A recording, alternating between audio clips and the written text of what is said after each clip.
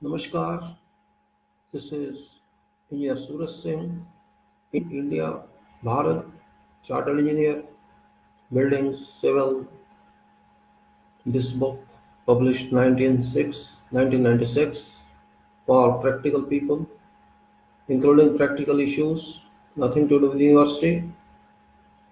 And this book, very old type, done in those days when there was no computer.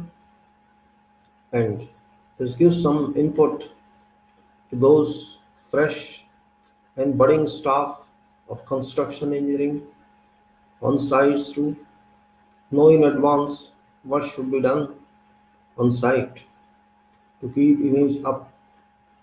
This book was a work manually done from 1992 to 1996 because it contains many sketches, hand-drawn sketches, which sketches I have already depicted, shown to you through previous videos.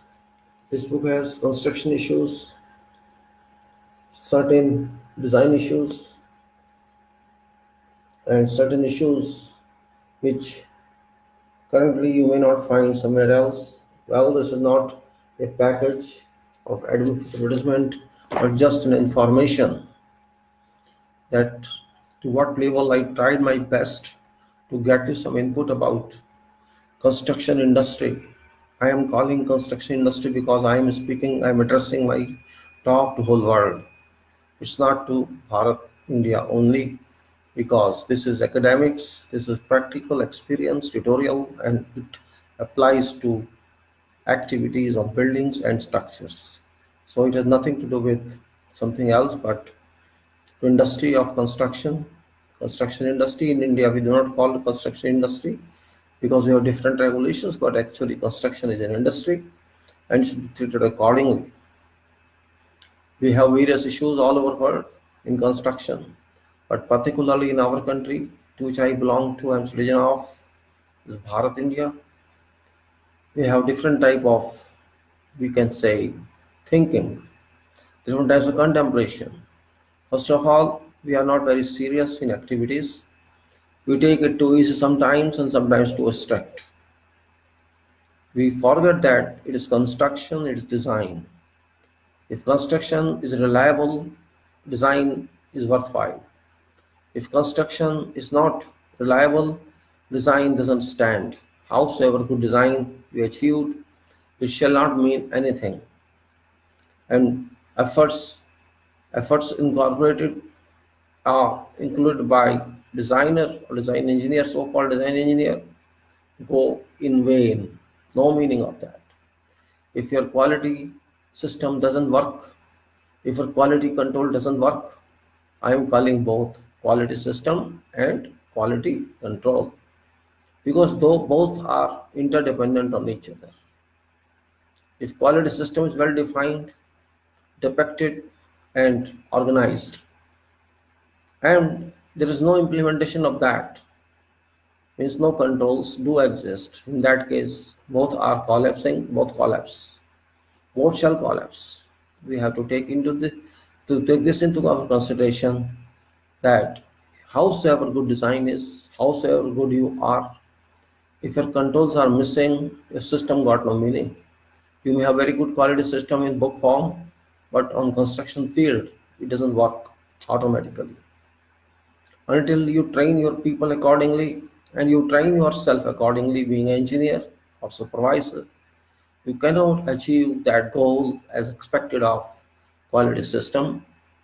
And quality system if not achieved means nothing is achieved. Quality doesn't mean golden walls. Quality means systematic work. A work which you have accepted to be in system and defined system yourself, that is called quality system or total quality. And if total quality is adopted clearly, it is implemented, you get quality control also because quality control is a part of quality system.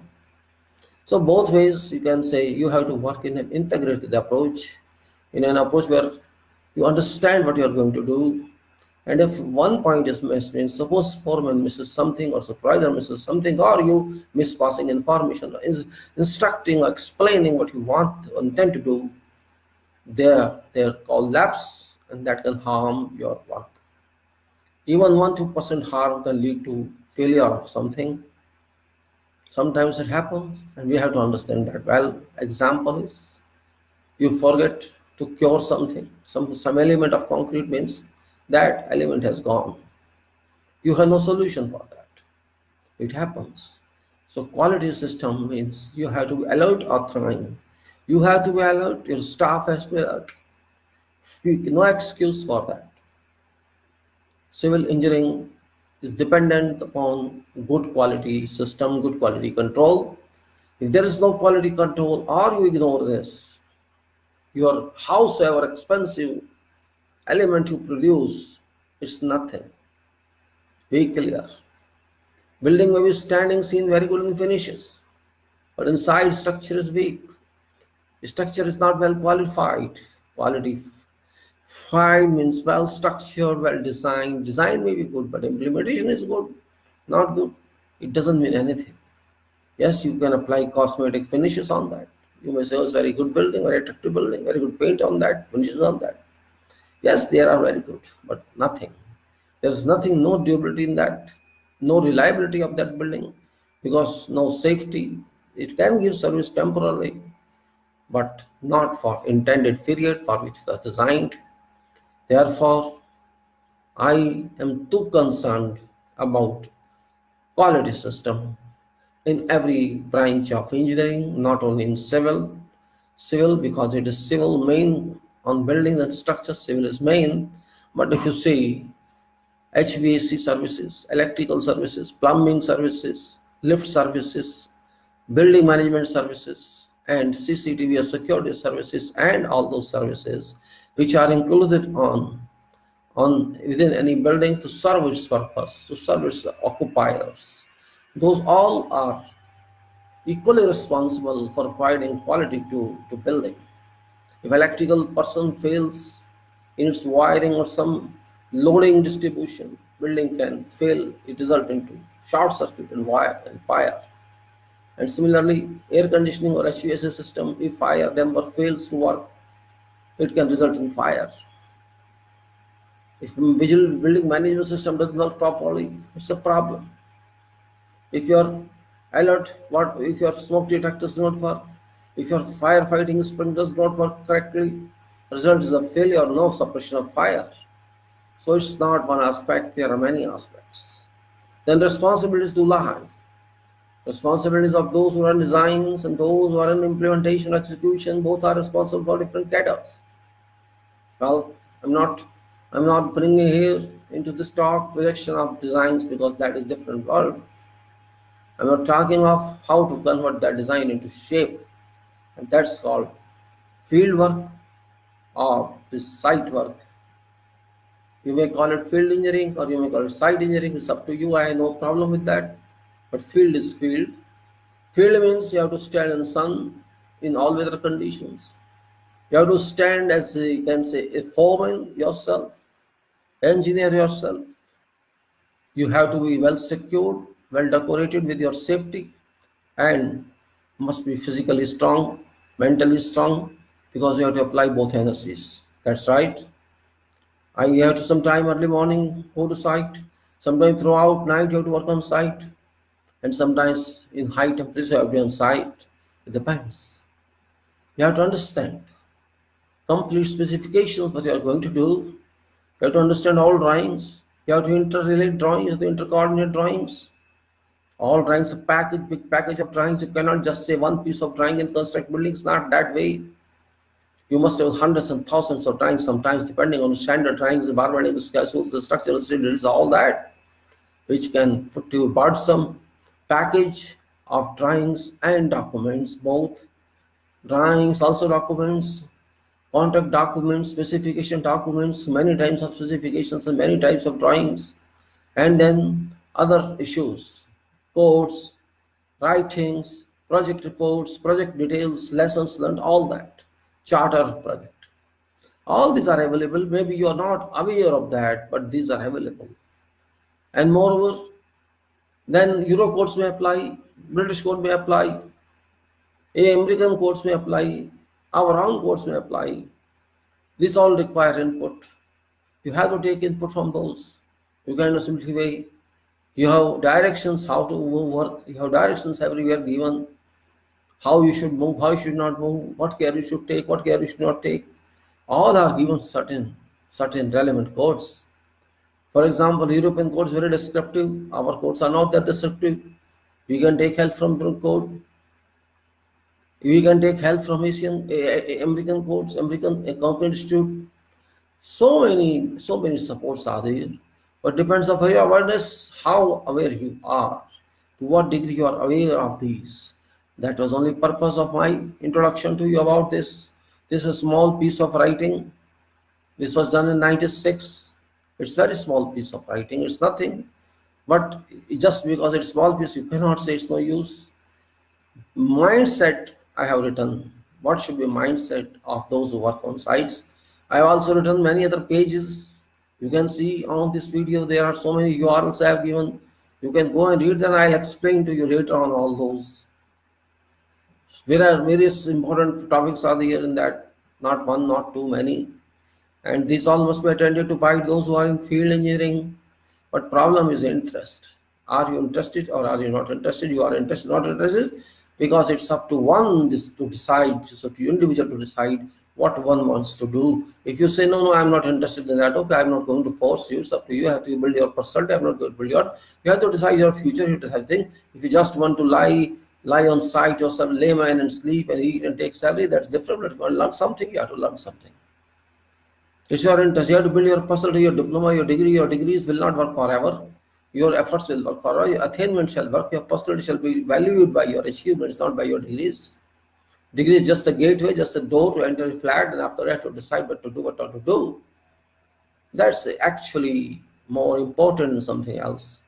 Engineering certificate doesn't give you value, work gives you value. Yes, engineering certificate, if you are valuable, if you are well organized, if you know work, then engineering certificate is also valued. Otherwise, other people will ask you from where did you pass. If you are successful in field, certainly others will ask you where did you pass. This means they will like to add value to that educational center where you got from university or whatever. Otherwise, you know nothing, then you may be from whatever center, you may be from institutional engineers, you may be from IIT, you will not have any value because you are not well organized and you don't know what to do, what not to do. And if you can find it somewhere, particularly you know your value when you have worked abroad, you know somewhere, you will say, oh, you are from this country, India, and you know this much. Oh, I are. The means if you want to impress there, you can impress there. In your country, you can't impress. Everybody knows what you are to know. Well, my talk is not just for explaining why my question is. I was talking about management, field management, construction management, which included three parties. As I repeat, the employers, owner, one party, and other one engineer and contractors. Three main parties. But on contract there are two parties. On management contract, party one is employer and party two is engineer. This is management contract where employer is responsible financially and complete liability employer takes, whereas engineer is responsible for management and supervision of job. Whereas it's a management contract, if you go to construction contract, this again employer is party one responsible for everything. Whereas contractors, construction contract is responsible for delivery of job to reconstruction by delivery everything. They bring it to shape, what designs are there. And that's construction contract, employer party one and contract the party two. But engineer is also there as independent party for both because it has to supervise job, which has to ensure that all contracts are administered correctly, rightly. Contract administration, one engineer is and contract manager is there, and he is to work on behalf of employer but not under capacity, independent party. Employer shape play to engineer, but engineer is independent of any controls, completely independent to an extent law is concerned, to an extent responsibility is concerned. He has to ensure that what contract is paid for, his returns according to contract. That's major part, that's the important part. And so I have already explained the other videos, responsibilities of these three parties, powers of these three parties, obligations of these three parties. which are important. I explained about their roles, about the job descriptions, what they have to do, and I had gone to certain various contract provisions, which I was explaining to you. And out of those, I explained to some extent which are about contract issues, which are about contract matters, and that is very important. I have on some page of you can say on some page of I was explaining to you about documents, contract documents in that contract world, and I have reached somewhere that was I explained to you about contract documents, what contract documents are, and I repeat that one just for refreshing. I had explained to you in that contract discusses, which I have my own you can say my own contemplation. I explained to you in that letters of explanation, you can say letter of explanations and specific conditions of agreement, that is between promoter and construction execution contractor. It was that what is the scope of work, first party, and explanations are the scope of work, first party, second party, engineer, site conditions, handing over site, mobilization, then program, and after that it was subcontractor, and then it was subcontractor and then material submittals. After that was shop working drawings, and after it was material samples, materials deliveries, then alternative proposals, and then wash and ward of site arrangements. There was site diary and right to site and contract documents, in which I read contract documents again because it's very important.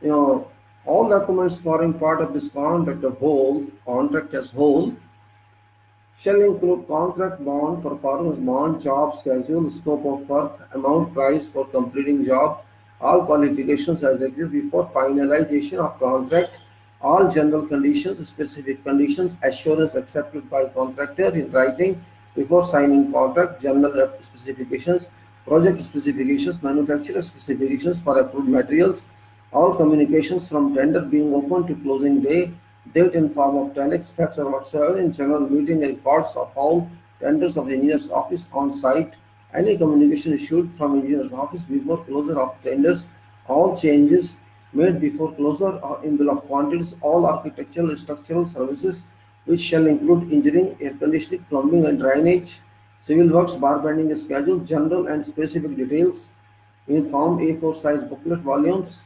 all working drawings to be approved later, and all other matters as defined or described anywhere else in these documents, and not restricted, limited to, as said in the following, but refer to implied meanings and professional intentions of engineer at time of forming contract. These documents shall remain in force till the final completion be granted to contractor by engineer all time of successful completion. At time of successful completion of maintenance period of contract, which is about 400 days or whatsoever is defined, after grant of practical completion of contract, but excluding items following carrying out long-term warranty guarantee up to 5 years or more as case be, which be treated separately for purpose of contract, as those shall remain in force till successful completion of warranty guarantee. All these documents except working drawings, a part of contractor's work, shall be issued to contractor immediately after award of contract. Contractor himself, the contractor should ascertain that all those documents in duplicate are handed over to contractors. In case additional copies of documents are required, shall pay for that cost to engineer, otherwise shall make request for that or produce themselves. Contract documents on site. Now I am going to this one. Contract document on site. You must have these documents on site because you are doing work on site, and this can be demanded by engineer or representative. Must show me this document. Contract shall have contract shall have contract shall keep one full complete set of contract drawings on site in custody of site agent, who shall make same or any part of that available to engineer or engineer's representative whenever that is demanded or requested for purpose of consultancy or for inspection purpose. Negative copies of, well, negative copies I am saying nowadays there's nothing such. Copies of documents shall not be issued to contractor on those form or copyright over documents of engineer, as also project details shall be covered in copyright, hence only be used for execution of job. Means whatever drawing you are given is copyright of engineer, you can use that one, you cannot use commercially for other purposes. This is a violation of copyright. It's advisable to contact produce more prints of, you can take your prints yourself if you want to use with the engineer's permission and for use, and do not demand from you have got, you can take your photocopies or whatever you want. It's above only for site user for you to use by those customers or those subcontractors who are going to support you. It's available, advisable to contractors to produce more prints of these documents for use of middle level officers on site through agent, or these officers may spoil original issue, contract issue, but this production of documents shall be carried out under permission of engineer only and not without that in whatever case. Now, now what is copyright and secrecy here? Contractor or contractor staff shall not reveal details of this contract to whatever person not related to this contract directly or indirectly. Contractor shall also not let anybody else copy out concepts and technical details for purpose of another professional use, which may mar prospects of employer's market and engineer's practice. In such a violation of clause, several severe concern may rise to level of rescinding contract at any stage of execution and get job done by another agency at risk and cost of appointed execution contractor, second party or some contractor. Well, this is if you copy, do not copy yourself because question of secrecy, and there's a clause in every contract that these documents are only to use for construction purpose or for purpose by those people who are going to be your supporters or related to the job. And those who are not related to the job, you should not share this document with them. Then statutory regulations. Contractors shall keep local bodies organizations informed regarding commencement of various works and arrange from time to time through assistance of engineer or representatives to obtain all services records as built records which are very necessary for contractor to to excavate foundations or new services routes safe and protect existing routes of any services from being damaged by excavation. Remember, this comes under duties of contracts agent or contractors personally to safely carry out excavations. Contractors shall liaise with all local departments throughout contract duration to obtain necessary approvals for various executed carried out as built items from time to time to expeditiously accomplish contract without delay. Contractors shall also liaise with other main contractor and sub-main contractors working on other place phases, main contracts to coordinate with them regularly to avoid any work clash or program clash. Expenses for all these activities items as explained in this clause paragraph. This clause paragraph in foregoing should be included in tender offer. So this is statute regulation means whatever inspection is required by government authority, by authority, local authority for purpose of what you already done on site. If that is the condition, you have to go to the department, fill the form, and request them to come on the site and do it. For example, in our Delhi also, in India also it is done. In Bharat, C certificate, C certificate, D certificate. There are so many provisions here. Similarly, in other countries, I have seen in Gulf countries, there are so many regulations. They have to call municipality people. They go and inspect your slab, and they have to at various levels they come and inspect your work. Without which work cannot be considered. Finally, because exclusive dependency in on architect engineer is not acceptable, we say government party is indirectly involved somewhere. It happens in many countries as such. This is a practice must be followed. This is called regulatory practice. So it's nothing very specific. So you can see then way leave forms very important. The way leave form way leave form. I can use spelling here. This is way leave form. Statutory regulations and these value forms. What are value forms? I will explain to you.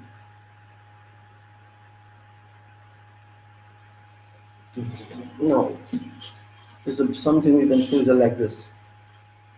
Now, what does it mean? I go slow. Means setbacks. You can say setbacks to be left unused, uncovered, unoccupied, and exclusively for access of concerned government departments or sections. It's very common and special term in construction contracts. It's very form.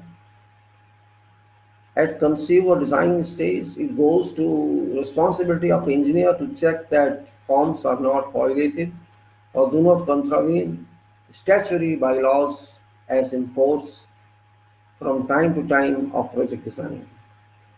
These may include width of access road to project site from main highway, space to be provided on both sides of an electric high voltage overhead pylon, or whatever else specified requirement and existing property on land at time of design, which land surveyor shall mark in plain tabling,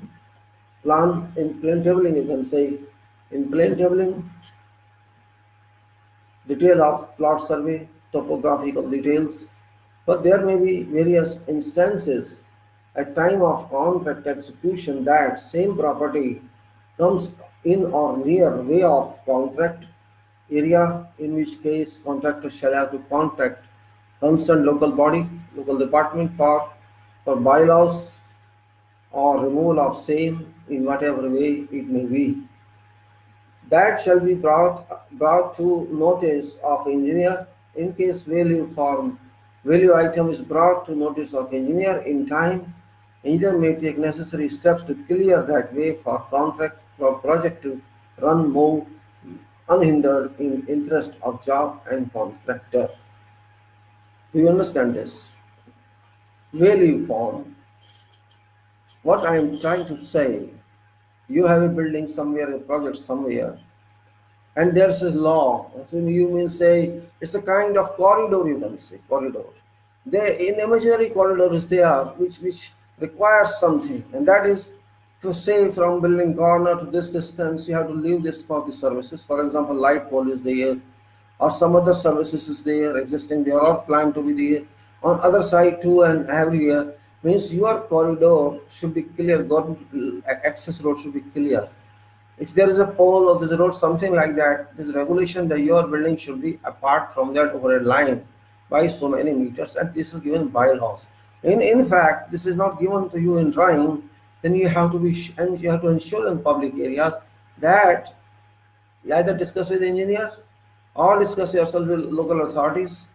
If it is your job, then you have to make sure that your orientation, your layout of building on your key plan is according to regulations, which is joint duty of engineer as well as yours, but yours is first because you're working on site, and there's a clause in your contract that you have to take care of this one as management one, as part of management, and you have to ensure from those government local bodies who are responsible for this site, and particularly from that service angle, and you have to set right that whatever you are doing is right, or there is no violation or encroachment of anything. That is what is called value form. It happened with me. I just explained to you why it happened to me. I was in those days Qatar, and I was located in Barjan Army Camp. I was having a project for many buildings there. I was site agent. I had one building called firing range and shooting range. We started that very long building. It was 325 meters length and more than 50 meters width. We started excavation of that building. We put layout, and this consultant supervised that one, approved that one, started that. Excavation was started halfway. Then by chance one day, British consultant came to me and asked me, please stop this work. I was surprised. I said, why should I stop this work? He said, just be suspended. But why? I already started excavation. I know, no, you have started, but you have to ensure. He says, I'm not sure that your orientation is right. The setting out is right. Now I say, I have done according to your locations. Yes, you are right, but there is something else you have to ensure this.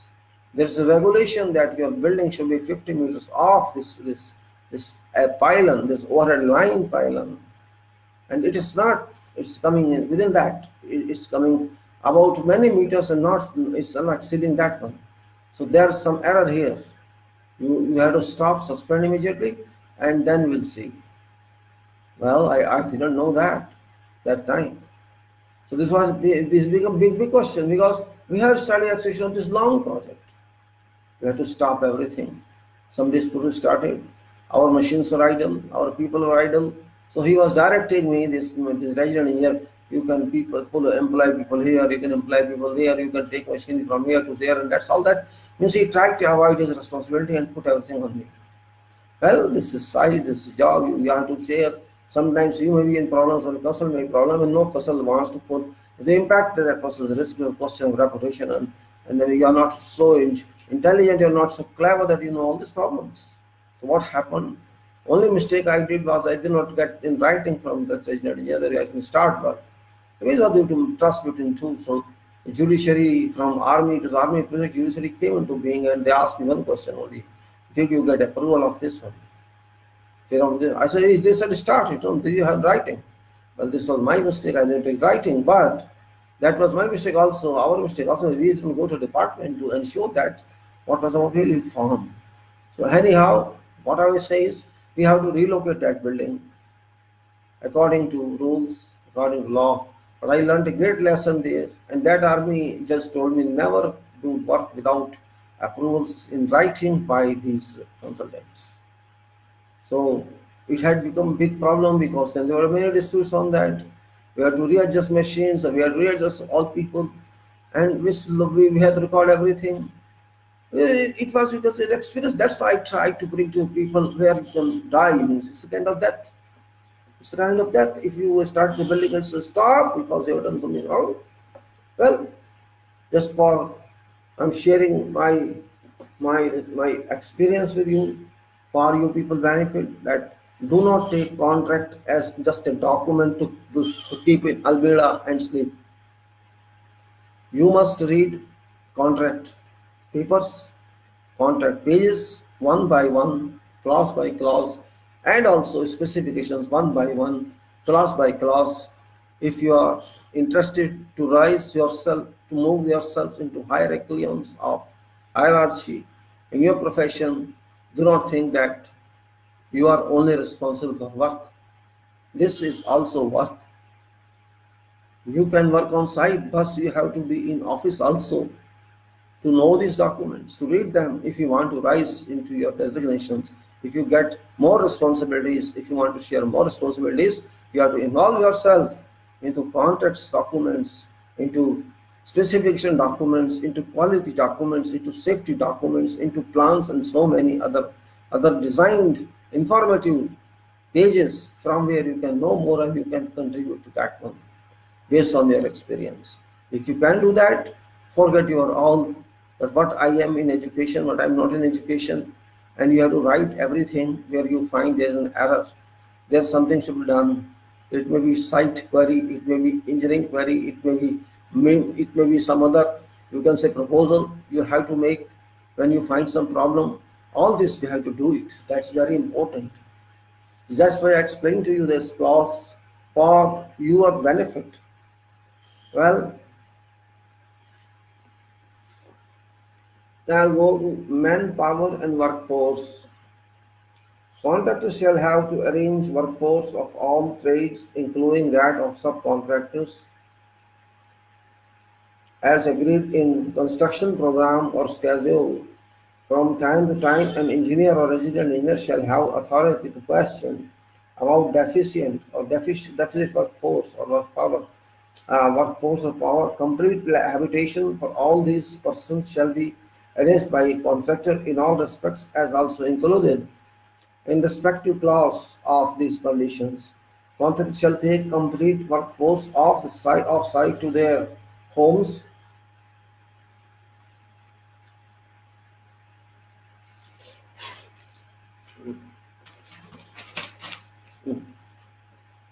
immediately after practical completion is over. Practical completion is granted to contractor by engineer party 1 except for required to maintain works. Formal practical completion shall be granted only after site is cleared in all respects to satisfaction of engineer and employer. Contractors should make provisions of these expenses in offer how to arrange these people's accommodation, transport, etc. Then third-party insurance. Contractors shall arrange for third-party insurance of all workforce on site and these documents be given to engineer as a matter of contract record. Contractor shall include all probable expenses on operation of this clause in offer of tender. Then accident benefits compensation. Expenses to be incurred on all accidents on site according to provisions of Accident Prevention Act, codes and disability compensation benefits according to relevant labor acts in force during construction duration as a liability of contractor party 2 should be included in offer at tendering stage as a part of tender in whatever form of insurance arrangement or something else. Now safety on site, all measures and cautions as required by operation of law shall be observed on site and come under direct responsibility of site agent and agent's senior staff on contractor's behalf till payment problems are not posed or created by contractor to let agent and senior staff dispose obligations and their responsibility successfully towards operation of this clause or condition. All persons on site shall wear hard hats and standard work uniform on which names of persons employees along with names of company contracting party must be exhibit. Gum shoes shall be worn by all persons working on whatever item where damage to legs, feet is susceptible. All nails after use are as remained embedded in scantlings, batons, parts of forms or in soil of ground or in working and surrounding areas be frequently removed by contractor as it is very dangerous and always given little care. If nail punctures through feet or pierce through, it shall take a number of days for person to recover fit to work job and also make it danger victim to be septic. Agents shall not tolerate at any cost this carelessness or neglect or negligence. Refer to site safety measures, please. The line codes on safety plan, be prepared for that because I did not write safety plan in this old document. In this book, safety plan and quality plan were generated later on.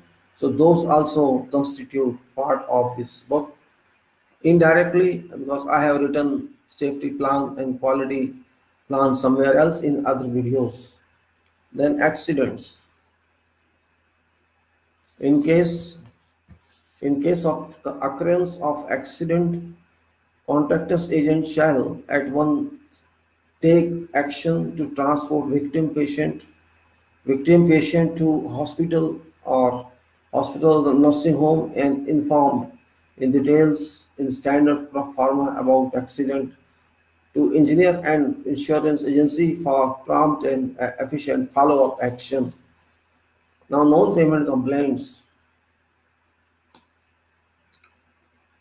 In case of whatever complaint of non-payment by contractors to any person working on this contract, directly or indirectly, is received in engineer's or regional engineer's office, an immediate explanation of contractor shall be called on, and in case of unsatisfactory response, reply, complainant claimed amount shall be recovered from contractor's violations and paid to incumbent complainant.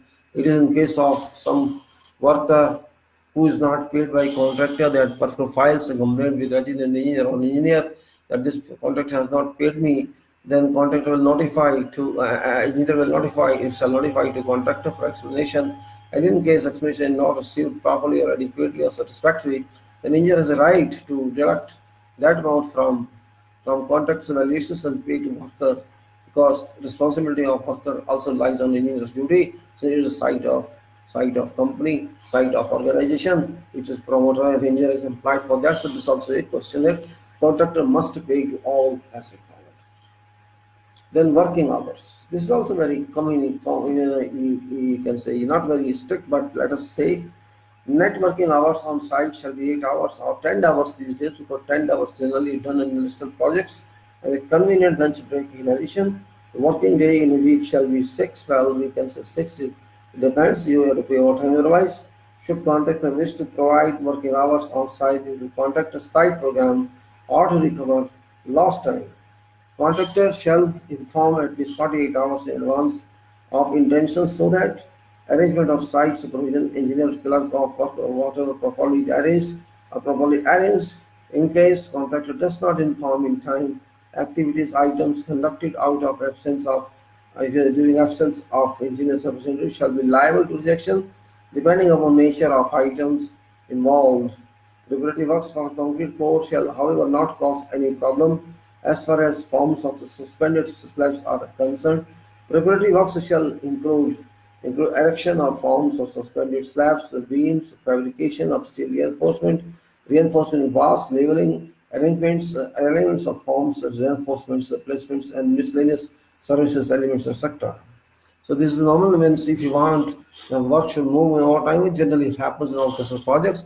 Your duty is to inform resident engineer that we have planned this much. Means it's not same day you have to tell. You have to plan in advance. You have to plan and tell it probably you are going to do this, so that his representative is required or the activities is available on site. And generally when congregation is there, this is there available. But in the case of normal activities, appropriate like for example, there is a filling or there is form work or reinforcement in bar work or curing work.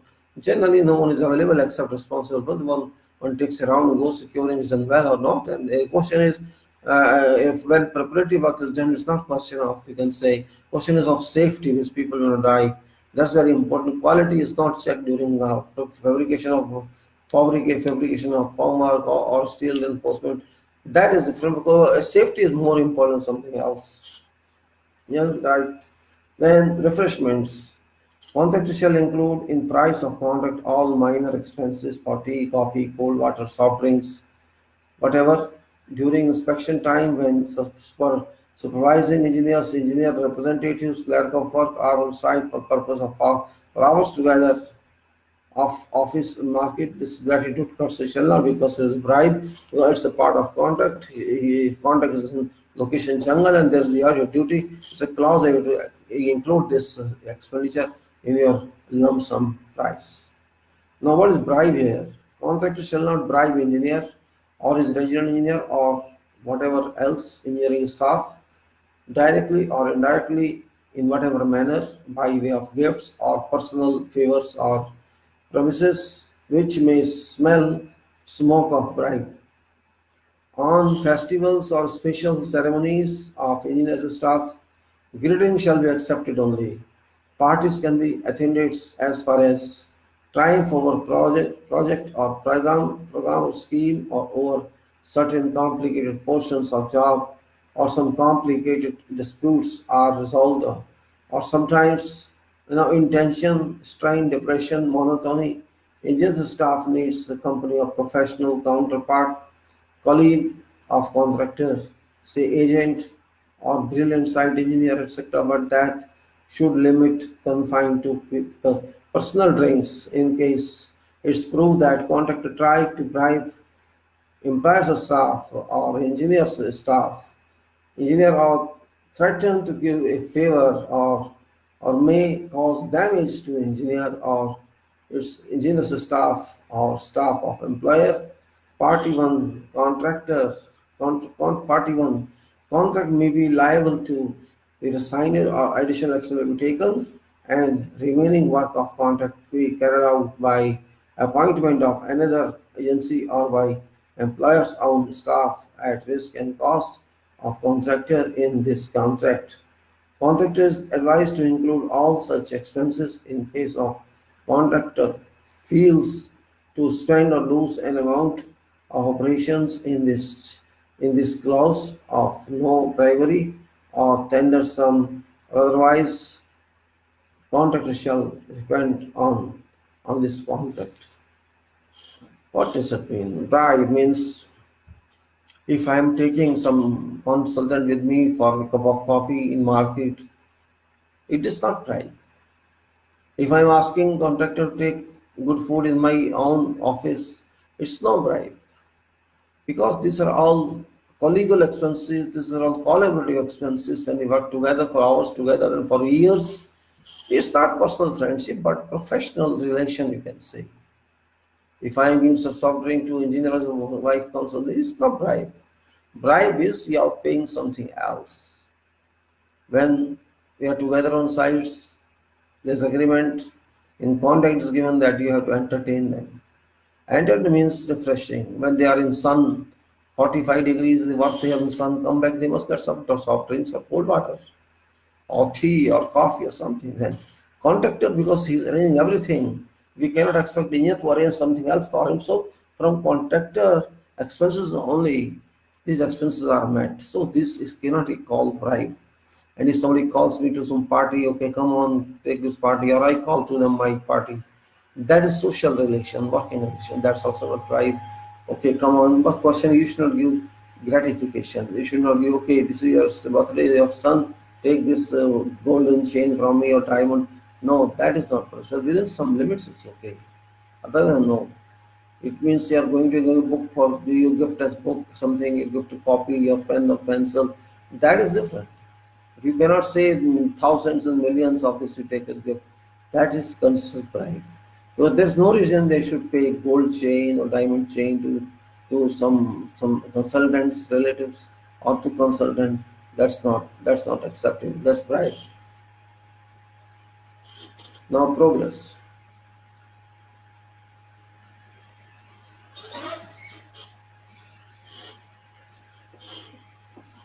Sometimes once a contractor's construction program is approved by engineer, contractors shall be bound to carry out works accordingly. An engineer or resident engineer shall enjoy every right to question contractor of activities or operations being carried out in contravention to approved construction program. Contractor shall monitor progress according to approved program as engineer shall to do same way. Contractor shall have to give reasons in case contractor aberrates program and make sure that overall program is not adversely affected or goes out of line, leaving progress far behind, uncontrollable or unrecoverable at end of program completion period. Contractor shall be responsible for weekly monitoring contract at contracts level. In case when there is a major aberration or deviation on approved program or scheme, contractor shall have to reproduce whole program or if that is not necessary for engineer's opinion, recovery program shall be asked for a particular section of construction program or even revised program to substitute distorted period, and both programs shall jointly be employed used for monitoring and progress. Then contractors shall bear in mind that this contract project is very much qualitative, time bound and fabricated, framed, manipulated excuses shall not work to convince the engineer of employer's part or employer party one. Contractor must be clear and firm on what contractor states in writing in this connection. If found false, it shall amount to breach of trust due to trust being very important factor professionally in these types of project contracts, and in fact win of trust of engineer and employer is an asset actually for contractor in this discipline, in this field or branch of civil engineering projects, which may which may or shall be lost before being gained, and then contractor shall be given a third degree treatment, supervised superficially, suspiciously all time, and therefore contractor shall have to abide by approved program till or unless restrained or troubling factors go out of practical control because of unforeseen circumstances exclusively, namely despite concentrated efforts and placement of material purchase orders in time per program. Deliveries of reinforcement steel, cement, etc. do not come in time from approved source, or payments of valuations are not made to contractor in time in this reasonable time as agreed at time of signing contract. This is regarding then monthly technical and coordination meetings, and also monthly progress review and monitoring meetings be conducted by engineer by or resident engineer, and both meetings jointly shall be termed as it is contract of execution of contract meeting, site meeting, wherein all aspects of contract, technical as well as non-technical, general business and administration shall be discussed among all parties, employee, contractor,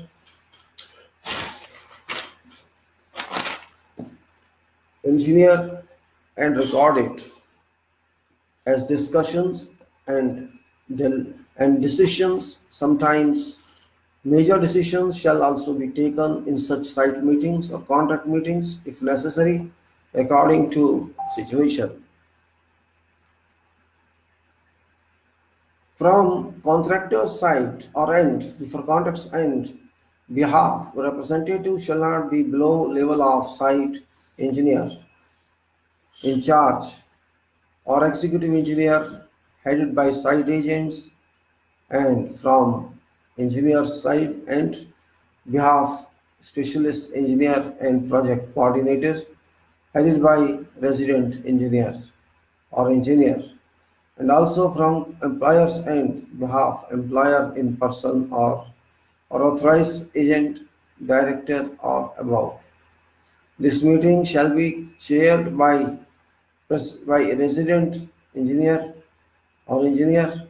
Complete agenda of this meeting has been included in content of guide to management forming a part of contract documents.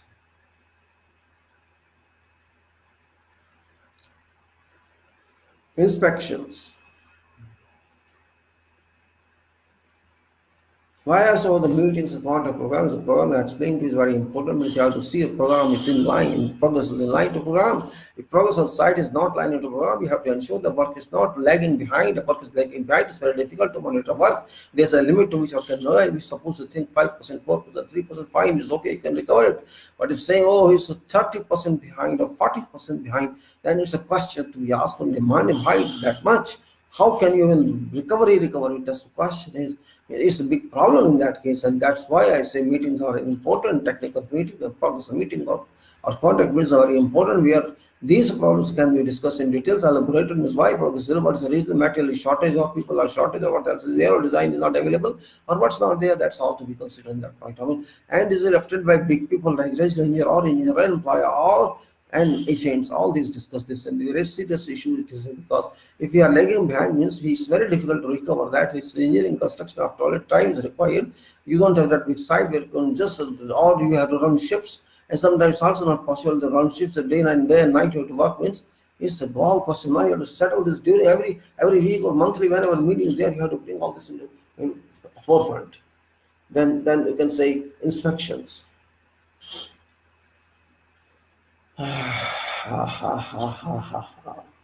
Contractors shall notify in writing to resident engineer on standard pro forma along with photocopy of attachments or drawings of related portion of contract requested for inspection and discipline 24 hours in absence in advance of scheduled inspection, time for general items, and 48 hours in advance for inspections for concrete pours.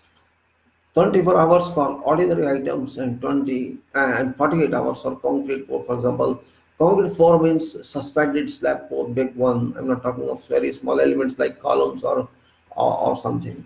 You know, details of a standard pro forma has been included and management's guide somewhere else is a part of contract. The approval, rejection, or rectification as case would be shall be granted on pro forma itself. In case of rejection of any inspection, site again inspection against site agent, site engineer shall resubmit request for inspection. Approval shall be invalid in case contractor does not carry out work within 24 hours of approval, and that case the inspection shall be requested by site agent or site engineer on same premise. You have two types of inspection. In minimum, this one is 24 hours notice, which is ordinary item. For example, you want to see excavation or some other item, you want to see some inspection, steel rebars, you have to ask for inspections there.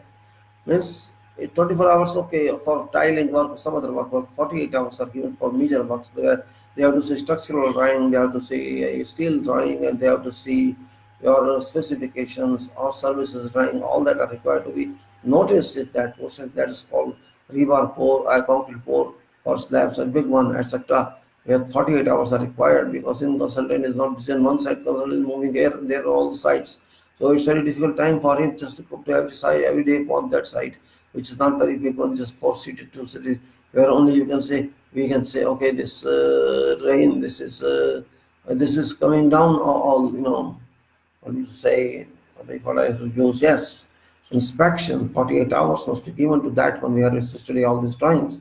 And in case on site something is found is not come in compliance to inspection, compliance with details and time is given, we do it within and will instruct it. In any case that's not done, then inspection requests will be repeated. New response previous is rejected and new one is created. But it's in your interest not to do such, because if order got to go say so many inspections were rejected to one time to time, you earn a bad name, bad image, and you are not serious about job. Uh, Not obtaining approval. In case contractor does not obtain approval of any item formally and carry out works on contractor's risk, payment valuation shall not be made for that part of job. And this may also affect adversely following items in sequence of unapproved items executed by contractor at own risk. That is why it is very important. It's very important duty, responsibility of agent and site engineers to make sure, ascertain that works as carried out are inspected and approved accordingly by resident engineer to avoid unnecessary disputes. Post execution inspection could be held at if resident engineer is convinced of definite problem with contractor staff due to one reason or other reason, in which case resident engineer may ask supervising engineer to inspect on normal on formal humble request of relevant contractor's agent confined to certain technical professionally implied limitations, merits draw for depending on individual case, but that shall not be adopted as convention, regular practice, and but 0.0%. It's like, do I repeat this? This is important one. In case contractor does not obtain approval of any item formally and carry out works on contract's risk, payment or valuation of shall not be made for all part of that job, shall not be made for that part of job, and may also affect adversely following item or sequence of that unapproved item executed by contractor on risk. That's why it's very important duty, responsibility of agent and site engineer to make sure, ascertain that whole that that works as carried out are inspected and approved accordingly by resident engineer avoid to avoid unnecessary disputes. Post-execution inspection could be held if resident engineer is convinced of definite problem with contractor's staff due to one reason is or one reason or another reason, in which case resident engineer may ask supervising engineer to inspect one on formal humble request of relevant contractor's agent confirm to certain certain less technically professionally impacted limitations merits draft for depending on individual case, but that shall not be adopted as a convention regular practice but seldom 0.15%. What does it mean? Your foreman did not get inspection done and they got something. Means it was done without inspections. And engineer is sad, is not happy, engineer is not happy. But it has been done in rare cases. Some reason is there something. You have given that reason to engineer may accept that. But engineer has to see what sort of item is that. If in case the inspection avoided cannot go, can keep work so bad or can result in endangering whole project, jeopardizing all the work. If it's not that case and humble and this contractor requests, then one chance should be given and pull that engine out and think of day, think of others. In that case, if you can humbly ask engineer, kindly will not make this mistake again, do it. In that case, washerman would do it. But if it's positive, it's fine. Otherwise, do not create problems. You will be sure the work was fine. All right. I go further on that, and this is in case disputes arise due to unapproved works. Now it is disputed. Let us say we are not accepting that. Disputes arise due to unapproved works or items, and resident engineer is not convinced. Resident engineer shall ask for specified test check and ascertain, make sure standards of works are carried out. Standards of works carried out do comply. All at risk and cost of contractor and resident engineer having satisfied approved shall formally be given otherwise. Approval shall formally be given otherwise. Order shall be passed by resident engineer to enforce remedial action on standard pro forma, that is remedial note, as included with guide to management, which shall remain in force until remedial actions are taken and a request be made formally by contractor's agent to resident engineer and approved in general by resident engineer after support inspection. After successful inspection of remedial work on standard inspection request form. After approval of immediately required work, enforcement of remedial note shall be released, invalidated, and contractor may claim valuation for items covered under information of remedial action legally. Mm. Mm. What is this actually? As we said, without inspection works were done and there are solution of. But when it is not solved, when the item is such, no, we don't accept this. There's a defect in this, you rectify that, remedy that. Either engineer gives his procedure, his proposal, or he demands a proposal. We have to give proposal. How to rectify that? Actually, it equals to non-compliance NCR. In those days there was no NCR, so I just said a remedial note. But now there are NCRs also. NCR can be issued, and then engineer has to propose. If engineer is not happy, immediately after, milk issue. So means remedial note either issued by engineer or you have to give a proposal, take out solution, go to officer and ask him our solution. If you think it's right, fine. If it isn't right, it's not fine. Right? Okay. And that remedial note is open. Remember that NCR is open until you close that, and you have to apply. You have to apply correction on that item and re-inspect that. You request engineer to inspect that, and if it's approved, then that is over. All your payments shall be released, and if it's not released, you cannot take any payment from state. Then we'll go to disputes. Disputes. Maybe people are thinking I'm talking in advanced way. No, it's not in advanced way. Every one of you, even if you are fresh, you must know this. This is very important. Time is different now.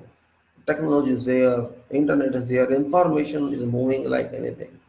But in this way, when in this river of information, fakes are also moving and incorrects are also moving and delusions are also moving, we have to be careful about that. Just for that purpose, I am here. To advise you people, if you are interested, it's free, it's a professional service, it's social service, you can say it's the comical service. In contribution of everybody. Now, in case disputes arise out of unapproved works for which payment cannot be released, decision of engineer shall be binding on contractor and engineer staff. Final and binding, you can say. In case of disputes between employer and contractor and engineers staff, contractor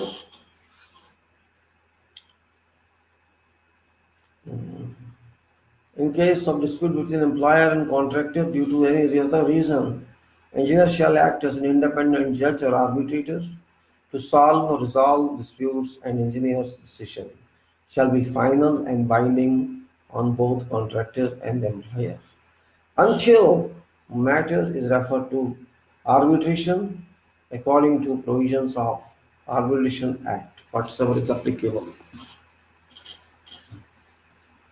Then, in case of disputes arising out of site supervision, the resident engineer shall be empowered, authorized to resolve these disputes. In case disputes involve extra finances, the engineer shall take matter to engineer for further instructions. These are common rules for dispute resolutions, but problem is dispute doesn't stop at engineer, resident engineer. In case you don't accept them, then you have to jump onto arbitration.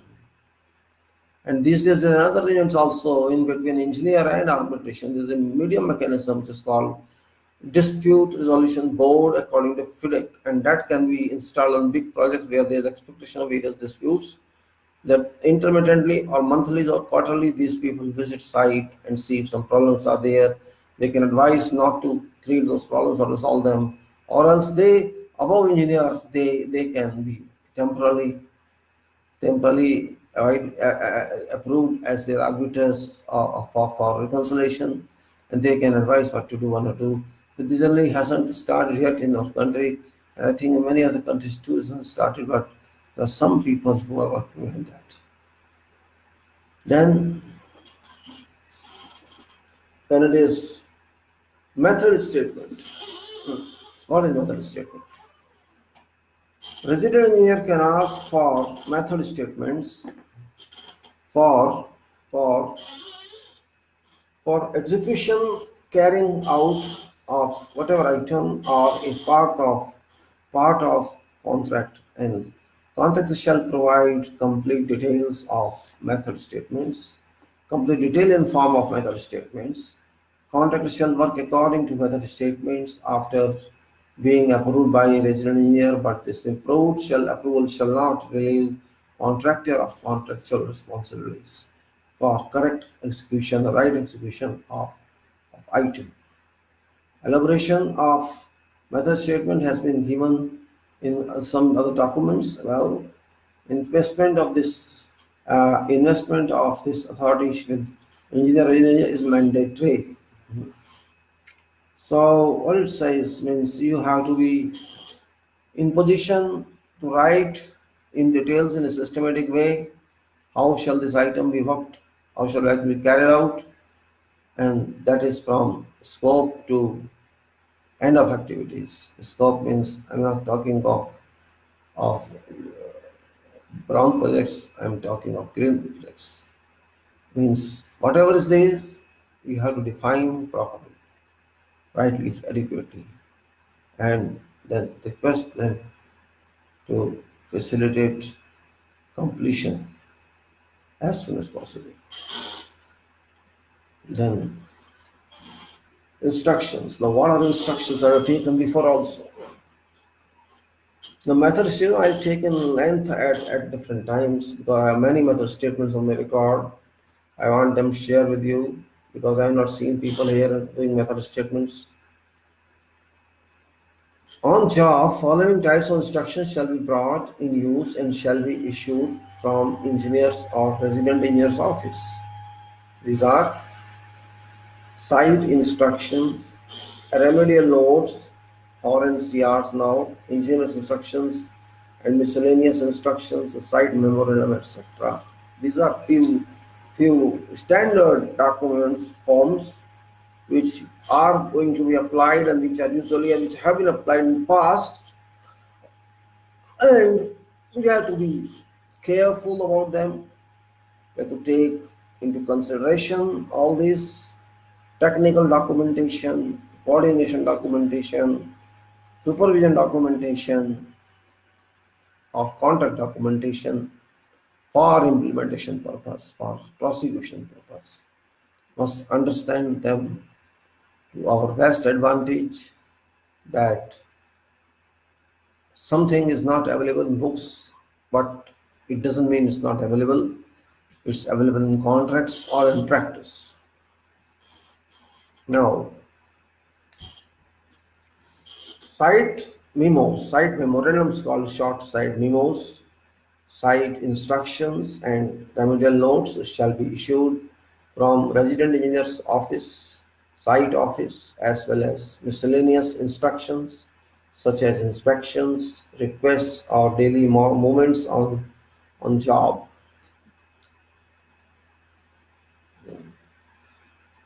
Engineer's instruction shall be signed by engineer only and shall form basis of all additions or deletions or extras payments on contract job. Payments of these items shall not be considered finally if engineer's instruction is not issued in time. Refer to management guide. Well, engineer or regional engineer shall instruct. Engineer or resident engineer shall instruct contractor through agent. Engineer or regional engineer shall instruct contractor through agent, and no other official of contractor be instructed directly by resident engineer except except in a situation when contractor works as their agent when self-duly appointed. Engineer or regional engineer shall instruct contractors through agent and no other official of contractor be instructed directly by regional engineer except in a situation when contractor acts works as agent, self, duly approved.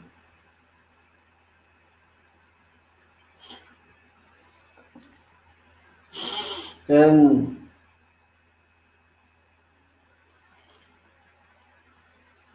uh, engineer instruction shall be signed by engineer only and shall form basis of all additions. Well, so engineer, engineer or original engineer shall instruct contractor through agent. Okay.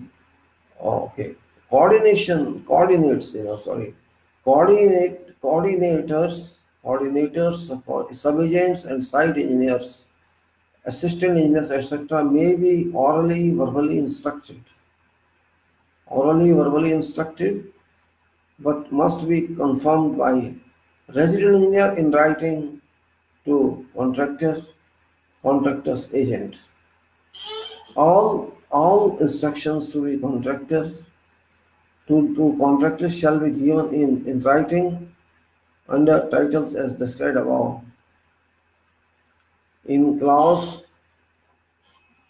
in this clause or condition, and should the contractor feel that any of instruction given by engineer, resident engineer constitutes certainly variation, extra or savings to contractor as cost price on job, contractor should defer work included in that instruction and request resident engineer to writing to defer work included in final instruction and request resident engineer in writing informing advising about contract variation.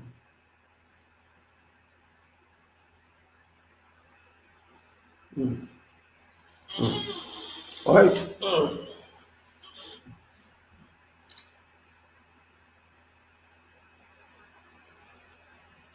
All instructions to contractor shall be given in writing under titles as described above in this clause, conditions, and should contractor feel that any of instructions or some instructions given by engineer, resident engineer constitutes whatever variation, extra or savings to contractor, in this case price on job, contractor should defer work included in that instruction and request resident engineer in writing information informing advising about contract variation and cost involved if engineer issues instruction to carry out instruction instructed item. Contractor shall go ahead with execution of that item as contractor shall definitely be paid off for variations of any extras involved. In case deduction 7 down shall be easily.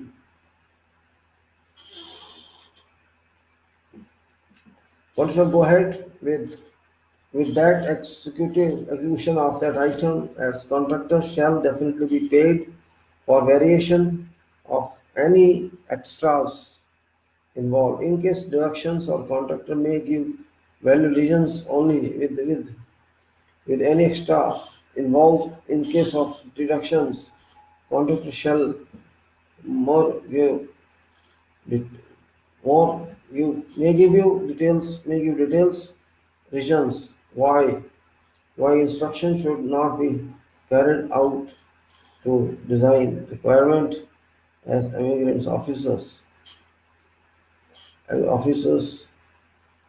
every place to change, add, delete, adopt new design, etc. Maybe I do it again. It's a complicated para. What to do? Management, pouring management. Coordinators, sub-agents, site engineers, assistant engineers, etc. may orally, verbally instruct, but must be confirmed by resident engineer in writing to contractor, contractors agent both. All instructions are to contractor shall be given in writing under title as described above in clause M1 should contractor feel that any of instructions given by engineer, project engineer, casualties may casualties may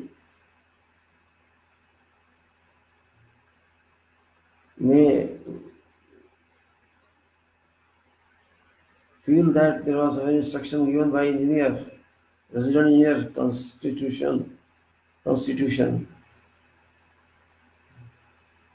constitutes any variable extra.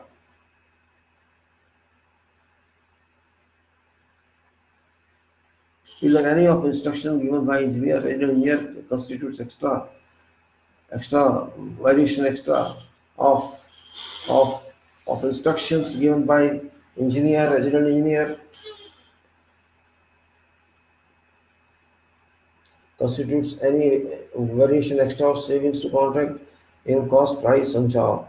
Contractor should defer work included in that instruction and request resident engineer in writing informing advising about contract variables variation and lost constituted if engineer in writing if engineer oh yeah yes if engineer issues instructions to carry out instructed item contract shall go ahead with execution of that item as contract shall indefinitely be party or the contract may give valid reasons why in case of reductions in case of reductions contract may give valid reason why interruption should not be carried out to design instruction should not be carried out to design the requirement as employer enjoys every right to change as add delete adopt new design. Then any claim for extra done executed should be based on engineer's instruction only. So what actually you understood by this?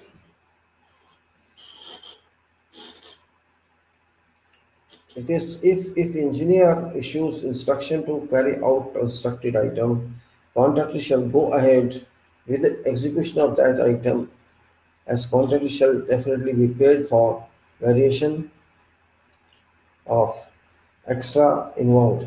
In case of deductions, contractor shall give valid reasons why instruction should not be carried out to design requirement at as employer enjoys every right to change and delete without a new design. Now material list. What is material list? Material list. Hundreds of materials on construction sites and construction project. I'm running eyes feel I'm lazy. Yes, I'm lazy. It's tired because of speaking a lot. And I don't want to make videos again. I'm telling for small videos, 10 minutes, 15 minutes. The long lot of videos over here. I cannot manage that. You can watch according to your convenience. 10 minutes, you watch 15 minutes, you watch 20 minutes. Later on, you watch it. I don't mind that. But for me, it's not easy to just watch, to do 10, 15 minutes videos. I cannot submit myself in that case. I am happy that I am giving you voluminous videos, longer videos than usually are being published. I mean, drop of water because I mean, little go ahead taking tea. Yes, yet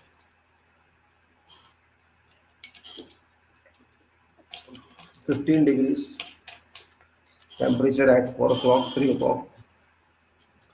Day temperature is around 25, 26, 27.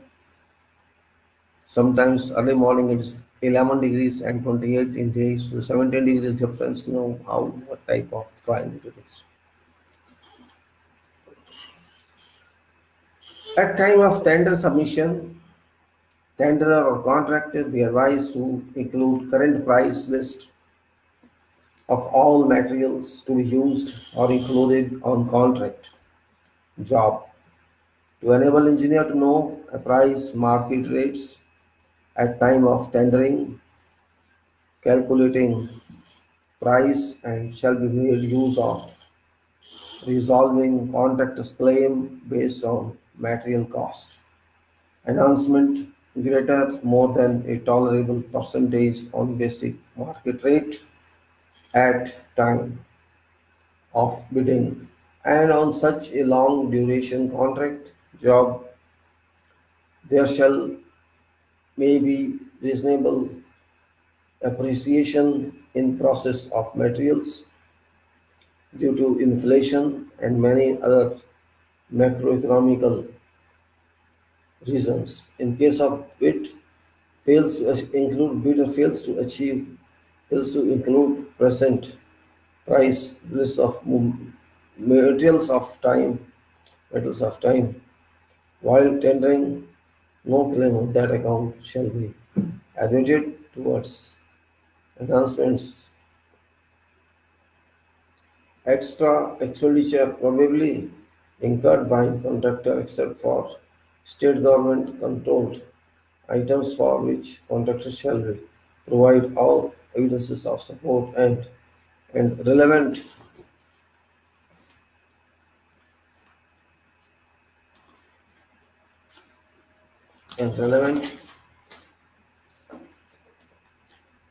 documents and different consumption statements,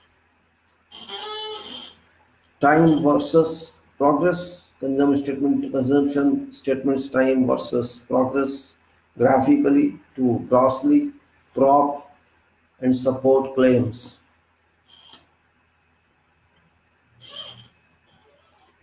Claims shall be admitted. Claims shall be admitted, considered only after documents and details provided being verified, ratified by regional engineer in complete coordination with regional engineers, contractors, quantity engineers, and contractors shall include rates of various items according to contractor's intention to obtain other material approved from engineer. Then valuations. In materials what you have learned actually. Claims shall be admitted considered only after documents and details brought being verified by regional engineers complete in coordination with engineers, regional engineers, contractor, quality engineer, all and contractor shall include rates of various items according to contractor's intention to bring material. Now valuations. You may be feeling bored that I am telling all time each and everything again. It's not again. Now I'm talking of contract. What should be in my mind? That's important. It is very boring field. It's very boring study, but it involves cost. Remember, it involves your cost, so you cannot say it's boring. It's your money going out of your home, of your residence. The sixth can show also largely that there was a problem of cost estimation. Yes, saving also used to control cost based on that. Means cost of material is too high, and this is not only cost of material, cost of support system also very important. Cars, buses, trucks, machines, equal and all. Now, valuations. What is valuation actually? What work you have done, value of that is valuation. Cost of it is valuation. Simple. It's that. Now, what it says. Value of works carried out by contractor on contract shall be evaluated monthly prior to day of contract site meeting, for which contractor shall submit monthly work done valuation in form of agreed in form as agreed or format agreed between resident engineer and quantity engineer, surveyor, and contractors agent or quantity engineer, surveyor. After valuation is recommended by resident engineer based on check and certification by resident engineer, engineer's quality, engineer show surveyor, engineer shall also issue issue request for payment certificates to employer party.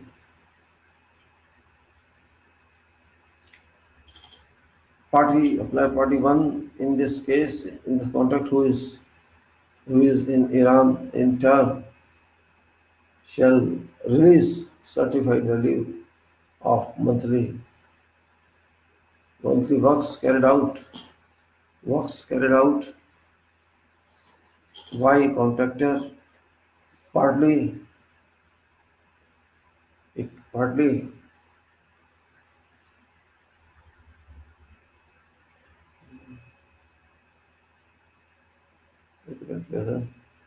in turn should release a certain value of monthly works carried out by contractor party to in contract within reasonable time as defined somewhere else in control.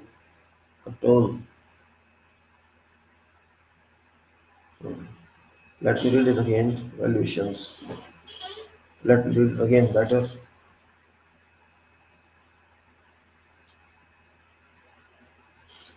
Value of works carried out by contractor on contract shall be evaluated monthly prior to day of contract site meeting, for which contractor shall submit monthly works done valuation in form as agreed between resident engineer, quality engineer, surveyor and contracts agent, surveyor, engineer or contract agent both.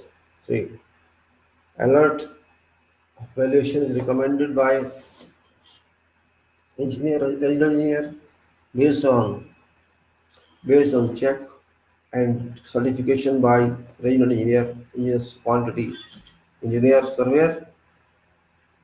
Engineer shall issue request for payment certificate to an employer or party one in this contract, who in turn shall release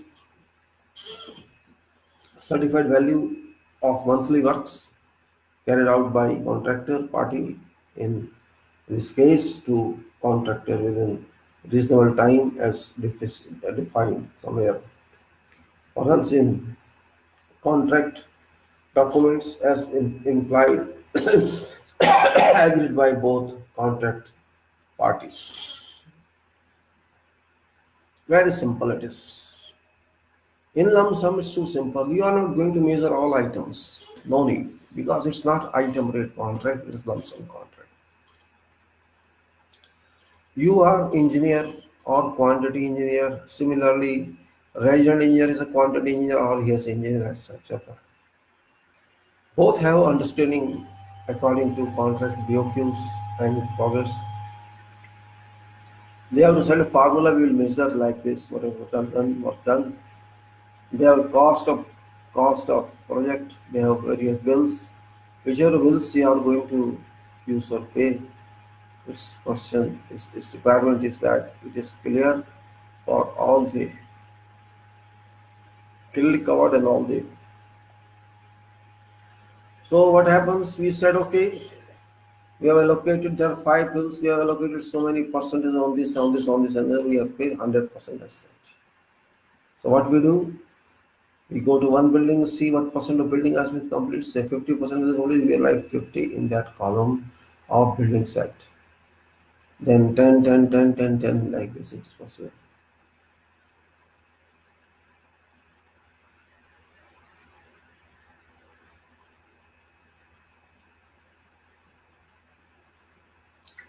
After that, you have seen each building, and now you can evaluate what percentage it is after all, what power it is.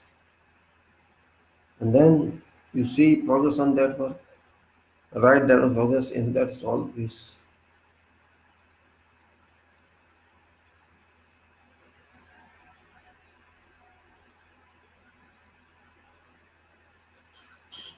After that, going through all bills, you can say so many percent on this, so many percent on that, up to this level is so many percent. If some building is say 15% of total cost and there are 5 floors, you can say 3% for each floor.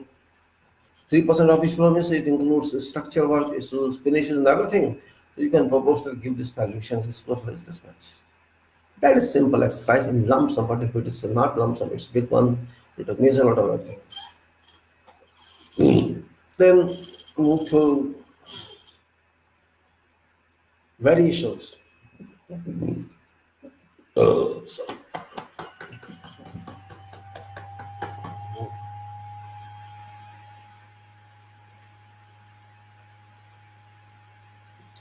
all variation orders issued by engineer for deletion, omission, addition, or for whatever other reason shall be included by contractor in monthly valuations regularly for convenience of, of keep up of best cost register or best cost record and cost planning and planning control. Variation will be plus and minus. That's why I'm saying the omissions or deletion. Why this means we call the valuation or variation. We can change order can also call it in other language of oil, or we can say change order because there's a change in cost. Claims for extras. Claims for extras. Claims for extras means you need not be claiming. There is a common sense in here. You can claim with that. You have to claim according to your contract and you cannot claim according to accident.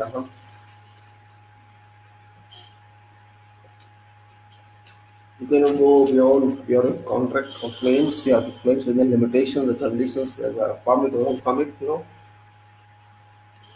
In case of extras, contract shall provide all assistance in measuring item of works carried out, if required. In respect of that, in presence of agent or delegated contractors official for that purpose, and enable preparation and give a pass to variation order. Generally, variation order details are prepared by contractor and verified and ratified by regional engineer after verification, ratification, inspection, and work measurements by quantity engineer. Contractors records. Contractors records. The period is for any claim or whatever claim raised by contractor regarding cost increase enhancements due to labor work force wage rise increase material rate rise enhancement. Resident engineer shall have authority to demand, ask for complete documentary details of records in relevance to claims raised.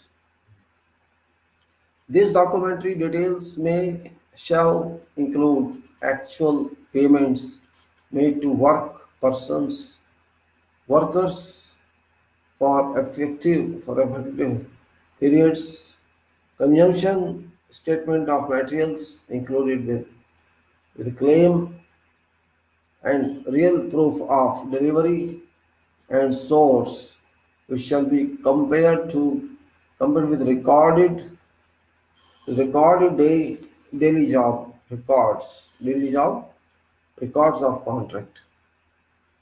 Should contractor hesitate for production of these documents, claims shall not be processed and returned to contractor observing observing observing deficiencies of presentation of claim and shall not at all be admitted unless all the requirement of clause are met by convenient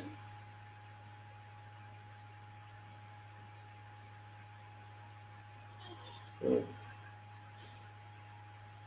and also wait a minute contractor should contractor hesitate to for collection of document claim shall not be processed and returned to contractor observing deficiencies of presentation of claim and shall not at all be admitted unless all the requirements of clauses are met by contractors, and also it shall be a barrier to reach is arbitration for same claims by contractor.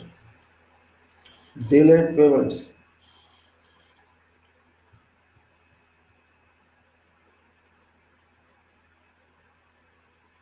Delayed payments.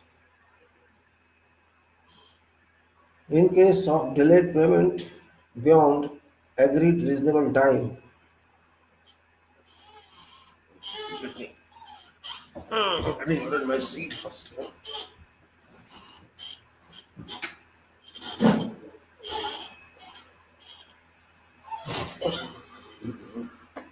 Yes, little comfort. Delayed payments. In case of delayed payments beyond in case of delayed payment beyond agreed reasonable time by first party employer to second party contractors. I'm talking of delayed payments. Engineer shall use virtually vested authority granted by professional privilege due to being a legal engineer for contract job to request and advise employer of contractors, engineer's client to make payments as certified to contractors. Even then, if payment is not made by employer to contractor, contractor may resort to contractual rightful legal actions under this contract. And according to sanctity of legal provisions, remedies prevailing to in such and similar cases, and duly covering under and according to sanctity of legal provisions, remedies prevailing in such and similar cases, and duly covering under some formal qualification, condition included, agreed, approved at time of tendering, and same being accepted by employer or being a part of this contract condition.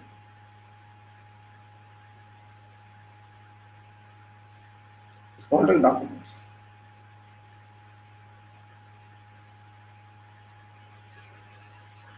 If payments are delayed, remember, reasonable time is okay. There can be definition of reasonable time, but you cannot leave reasonable time free means 1 month, 2 month maximum. Because ultimately contractor has to rotate same money which you pay him on next month for next 3 months. If it's money is stopped, then you cannot move contract. And it's even you received your tender last time, that time you got this work done already processed. You cannot claim the win time because you from where that why you will get payment. If you do not give payment, then certainly work will be delayed. Now rates and deductions. Site, since this is a itemized lump sum price contract in which all items as included in bills of quantity shall be priced in usual way and extended to bills of summation or summary. Further, carried to summary of all bills of quantities of buildings, all buildings and other structures. Checkup of all entries of price rates shall be made by engineer as also serves. Adjustment to rates. In this case, In case some in bill of quantities goes on higher side, higher end, high value. In case sum of bills of quantities goes on higher value, proportional reduction shall be applied to rates of individual items to maintain a price sum as case would be.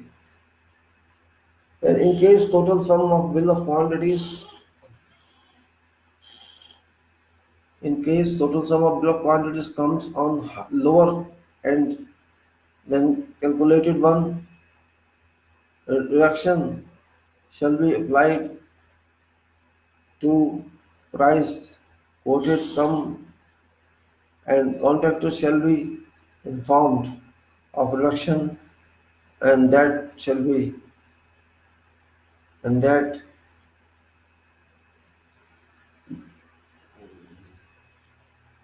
then this depends on let me read again better. In case total sum of bills of quantities comes on lower end than a calculated, reduction shall be applied to price quoted sum and contract to be informed of reduction and then this depends on tender to still carry if a tender still carry out the job tenderer may refuse in that case to carry out work wherein tender bond provided by tenderer shall be forfeited, lost, confiscated by employer, and record shall be entered. But who shall like that? No one. Then deductions. 10% security money shall be deducted from all valuations and kept with employer first party until final completion is granted by engineer to contractor party or relatively linked to cost contract disqualification. I'll read again. Stretch my legs. Let's jam on the carpet. Okay. Maybe you are feeling I am okay, don't do that. Be comfortable while in the cell, no problem. So 10% security money shall be deducted from all valuations and kept with complier first party until final completion is granted by engineer to contractor or second party or relatively linked to contract qualification or some warranty of items. All advance made to contractor shall also be deducted from following valuations. Performance bond.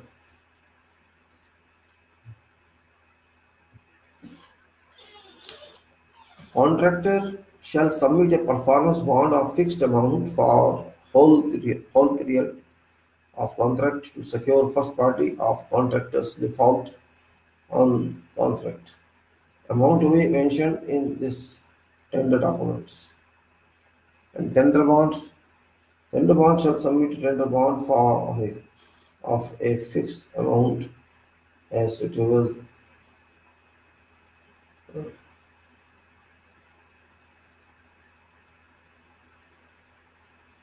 Tender shall submit tender bond of fixed amount as mentioned in better invitation letter. Extras. Extras have many names. You can say extras, and then other extras, relations. I'll go through this one by one. Do not be in panic that I am talking to you a lot about this. This is not going to be in one day. It takes for all these implementations years sometimes, and sometimes your project is meant for 2 years, 3 years. Still today, it happens in many big jobs where you have to run your domestic because is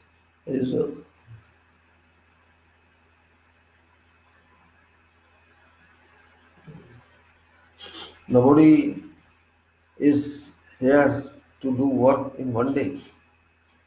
sometimes are interested viewership to see them all and stand there. Now I'll start extras. What are extras?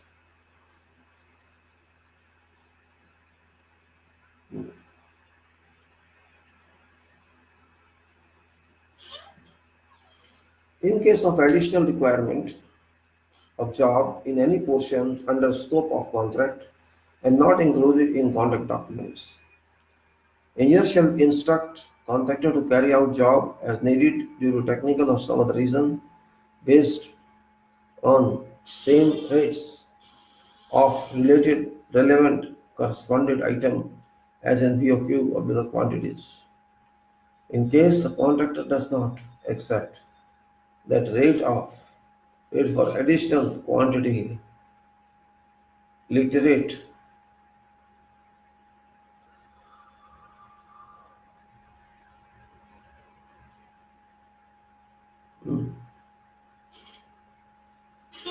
in case of additional requirement of job in whatever portion under scope of contract and not included in contract documents, engineer shall instruct, instruct, instruct contractor to carry out job as needed due to technical or some other reason based on some rates of related relevant corresponding items included within POQ. In case concerned contractor shall depend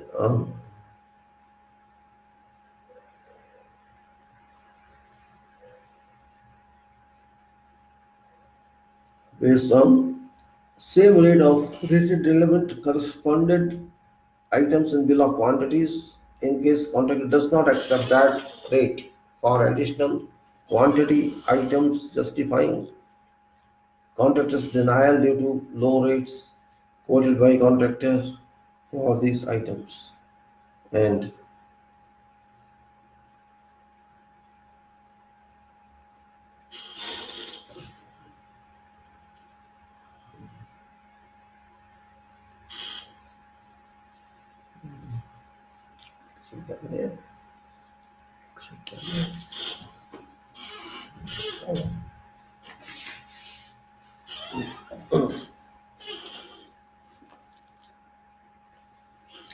in case contractor does not accept that rate for additional quantity items justifying contractor's denial due to low rate quoted by contractor for those items and replenishment due to low quoted rates covered somewhere else in bills of quantities.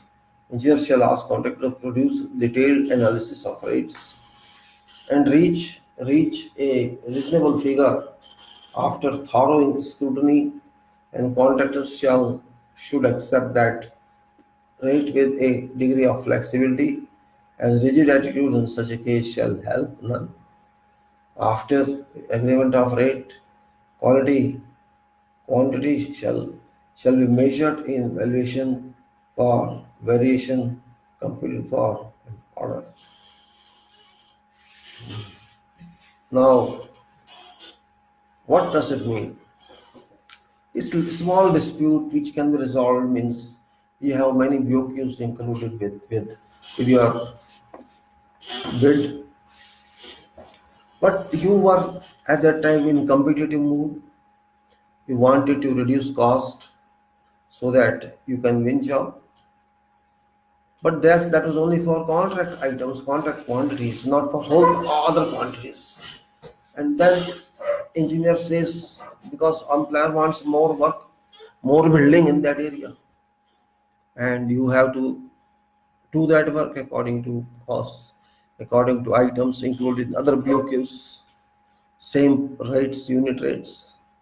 But employers, contractor says, no, I cannot do on same rates because those rates are valid only for this project, this scope. And if you want to do that, I'm a loser, I'm not going to gain that. Okay, within few percent is okay, but on gross level, contractor says, no, I cannot do that. Then you say this engineer requirement is on dilemma what to do. When he asks that man contractor, okay, we'll do it first two things. You just sweep his area and also clear people sitting there. And by the time it's 5 o'clock evening, this person, uh, this person, this person says, no, if you want to give me that job, I'll charge you different rates. Then what you should do?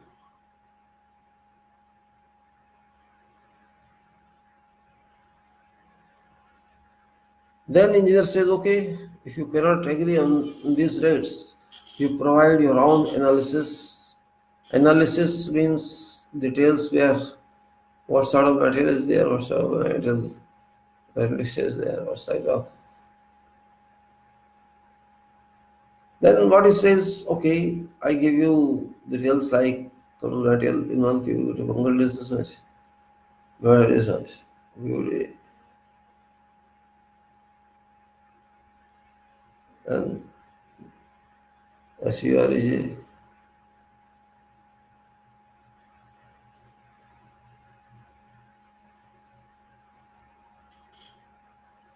So all this material cost, machine cost, human resources cost, and all those costs and profits are analyzed and submitted. Each item you are going to work on additionally, and it is to be scrutinized properly. That rate can be accepted. Then day work. Let us say what is day work. I have already defined day work. I will. There shall be some extras, additions, substitutions for which actual measurement may not be possible, susceptible due to many constraints involved, and unclear because of imperfect parameters of item involved, consequently causing problems in fixing mutual acceptable rate of item by both parties. And resident engineer is mutually engineer resident engineer not being in capacity or potential to perfect calculations and measurements. In such a situation, clause condition of observing day work shall apply successfully, wherein engineer shall also ask or deem one by contractor to observe strictly all all operations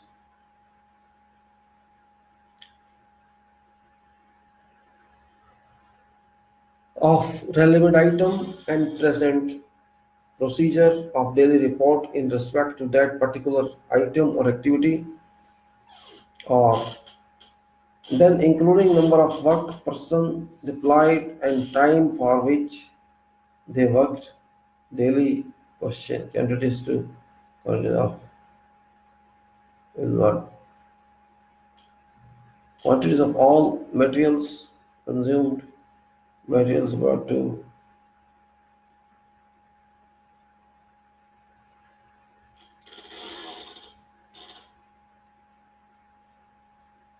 In such a situation, clause condition of observing day work shall apply work successfully, wherein engineer shall ask contractor to observe strictly all operations of relevant item and present produce detailed report in respect to that particular activity or item, including number of work persons deployed and time for which they worked daily, quantities of all material consumed, materials brought in use for work,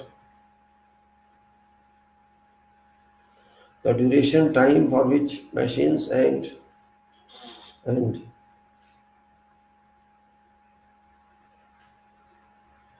activity or item, including the number of work persons deployed and time for which they work daily, quantities of all materials consumed, materials brought in use for preparatory works, duration time for which machine and equipment brought in use and hours for which supervisory staff worked all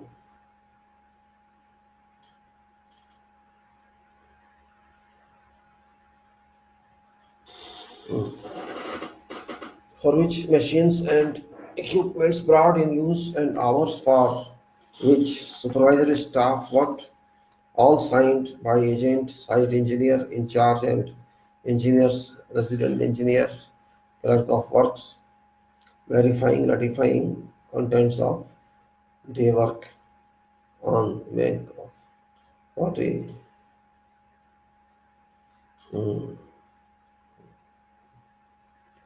for which machines and equipment brought in use and owners for which supervisory staff worked, all signed by agent, site engineer in charge and engineer, resultant engineer, resident engineer, clerk of work, verifying, ratifying contents of day work on basis of this is about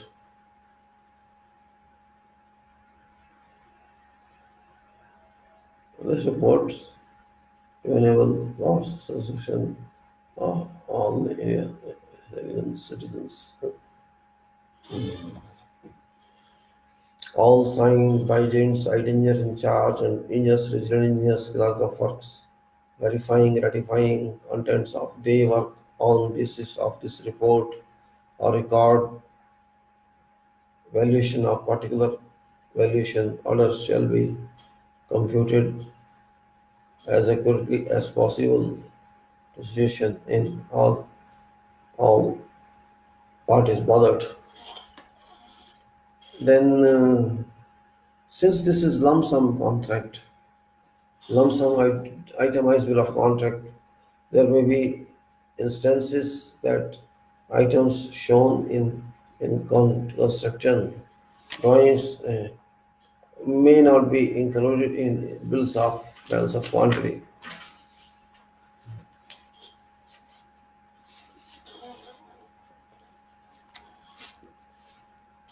or other way or in projects specifications.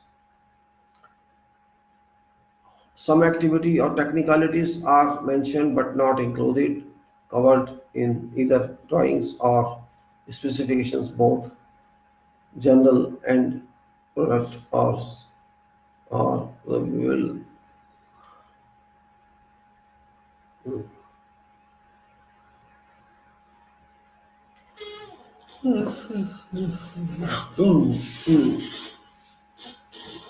Both general project and bill of quantities shall not give any weight any way legally, professionally to admittance of claims due to extra.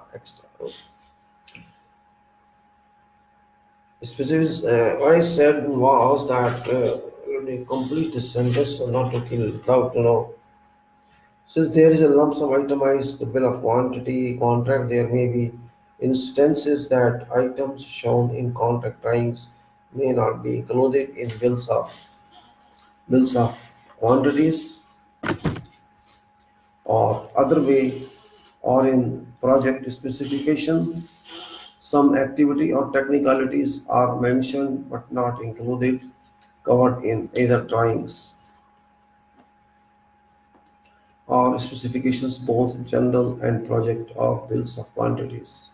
Shall not give way legally, professionally to admittance of claims due to extra. Whole set pool of contract documents as direct defined in clause 22 and also due to the implied earnings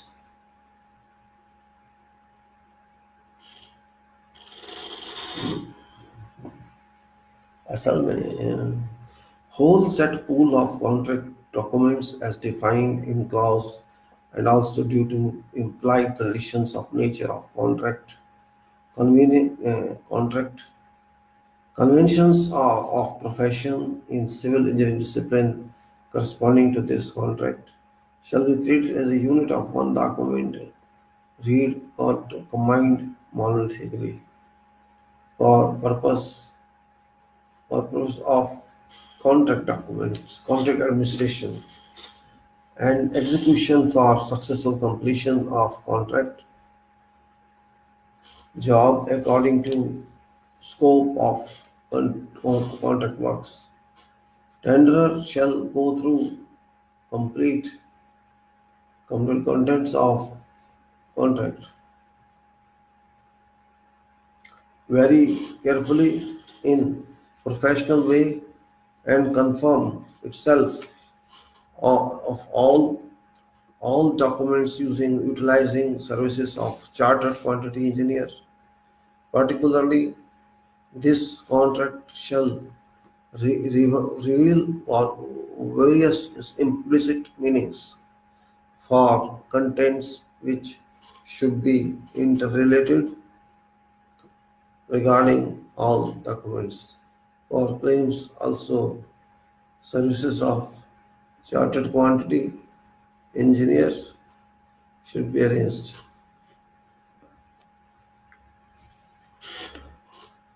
Unnecessary writing letters, correspondences for raising claims by by contractor observing drawings, finding lien,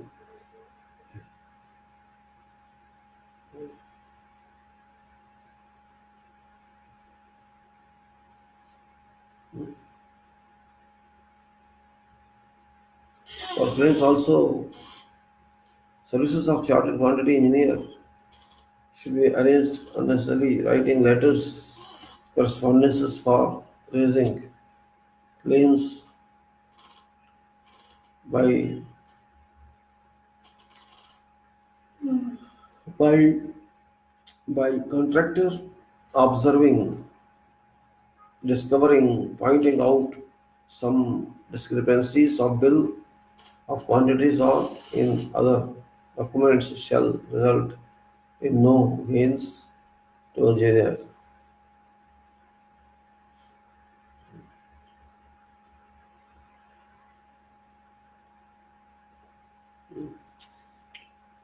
The document shall result in no gains to engineer or to contractor or to employer and conduct only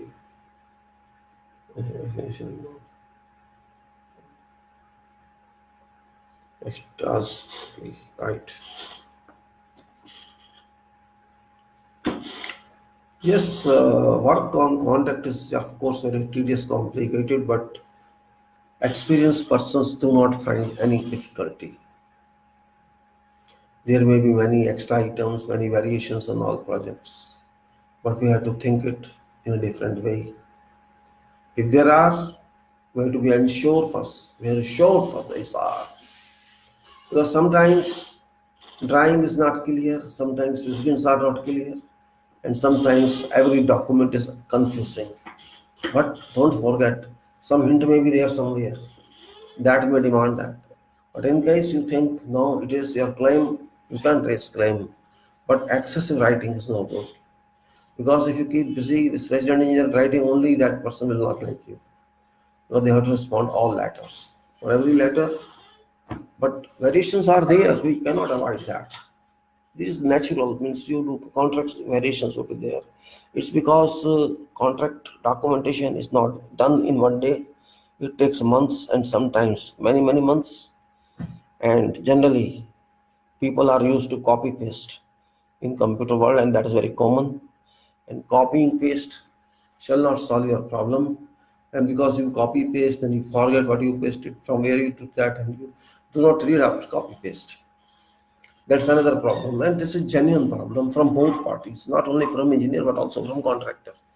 Contractor also do same thing, means they do calculations, and there's only one way and hundreds of items are there and million bills are there, and they cannot go through all the specifications. All the means it is problem on both hands. You cannot say engineer is defective or we are defective or nobody's defective procedure it is. If you have to work out quantities yourself, though it is lump sum best, You have to, you are not sure of quantities, what engineers you don't know, how can you be 100% sure? There may be 5% variation. If 5% variation is big loss to you. There can be 5% more quality you have to, quantity you have to do in your work rather than what's given. And in BOQ, you cannot rely on BOQs. In that case, what's best is you have to prepare your own BOQ based on those bills of quantities, or based on those drawings and requirements, which is a big job. Instead of excavation, to top of that, you have to take all quantities, and excavation itself is very tedious one, because excavation means if it's rock area, you are in problem. If it's rock area like Doha, like Libya, you have to rock. Igneous or limestone rocks, abundant of rock. If you go to Dukhan, you will find rock in Doha. If you go to somewhere else where it's not landfill area, it's natural, you will find rock. Well, yeah, landfill is something else. I'm talking of solid rocks. If you go to this side of Doha in Qatar, Amsal and all that, you'll find rock only. You have to use your rock breaker all time for excavations, and there's variation quantities you did not anticipate that, but you have to do by excavation by rock, which takes time.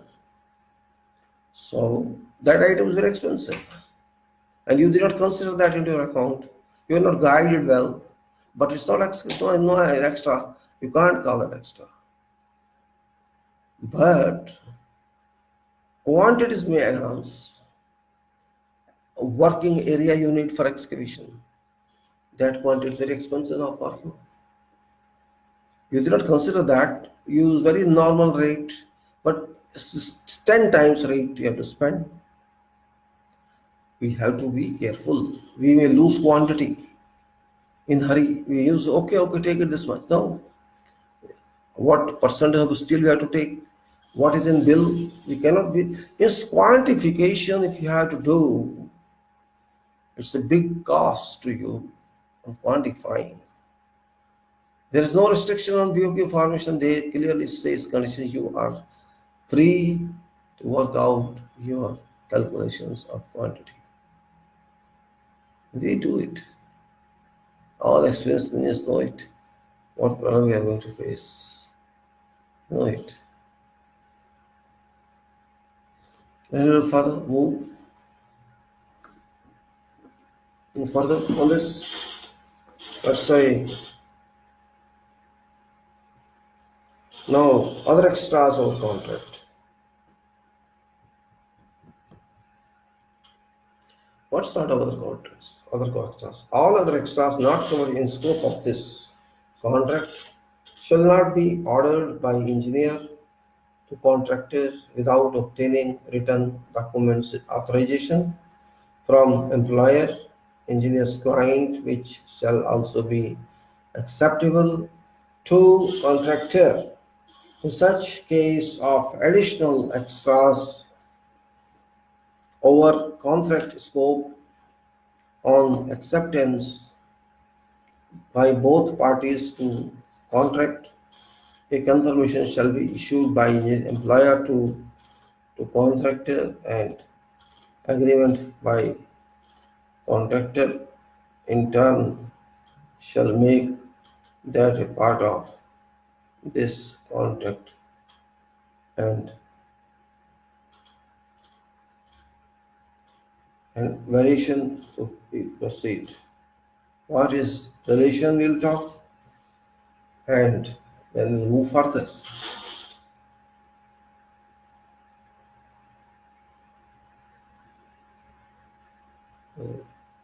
I'm little pausing just to think what way I should submit. Present, deletion, omission, you can say. First party employer will say like this: first party shall have reservations. First party has reservation to omit in full or in parts whatever work or part of a work at whatever time during contract, after contract comes into force, and this reservation shall remain in full force till completion date of contract practically reaches. First party shall not assign any reason for this act, thing as above, and second party contractor shall not raise any claims on this clause. Conditions except for damage caused to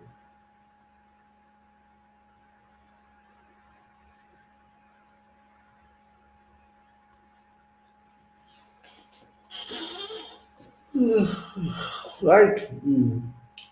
First party shall have reservation to omit in full or in part any work or part of a work at any time, any stage after contract comes into effect, and this reservation shall remain in force till completion of contract practically is done. First party shall not assign any reason for this act as above, and second party contractor shall not raise any claim on this clause condition except for damages caused to contractor because of condition of this clause and by operations of law of that country. Material brought to site for that job as detailed shall be paid to contractor. Second party on claims raised by contractor, including all consequential charges to and from, to and from of contractor.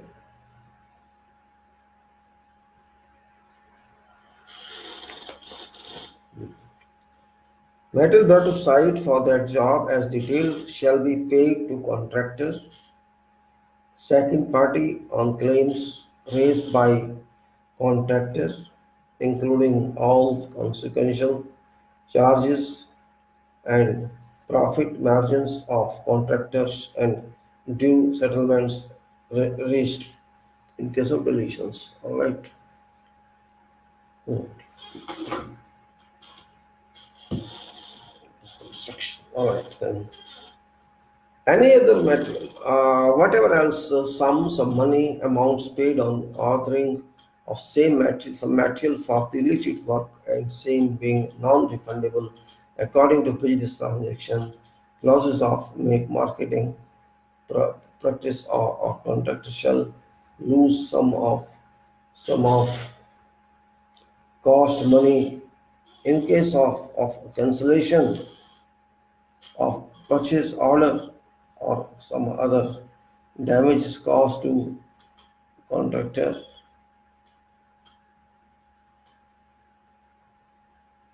or the or contractor raises is so bullet point and the eyes of the problem. Let me see, let me read again just to refresh mind. Any other money amount paid,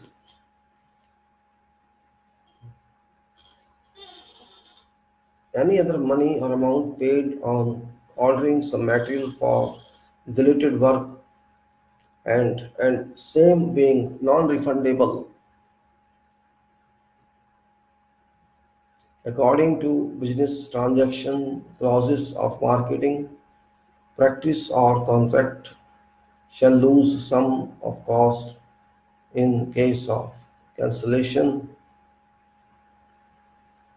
of purchase order or some other damage caused to contractor or contractor raises some valid point that may constitute to be acceptable.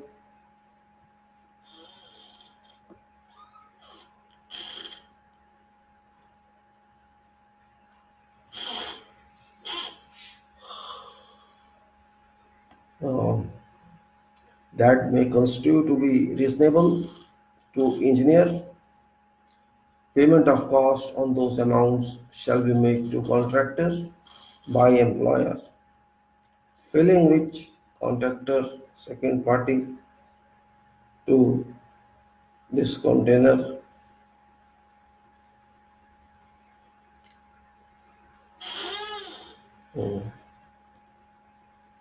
by employer may constitute reasonable engineer.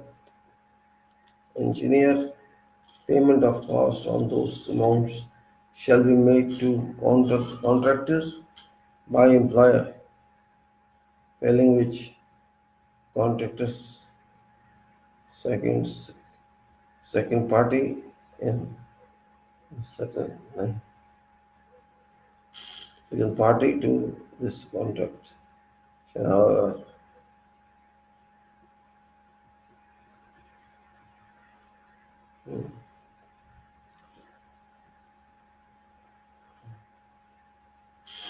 reasonable to engineer, and payment of cost to those amounts shall be made to contractor by employer,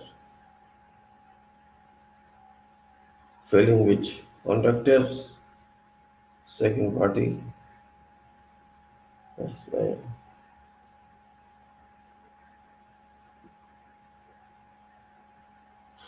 All right. Yeah.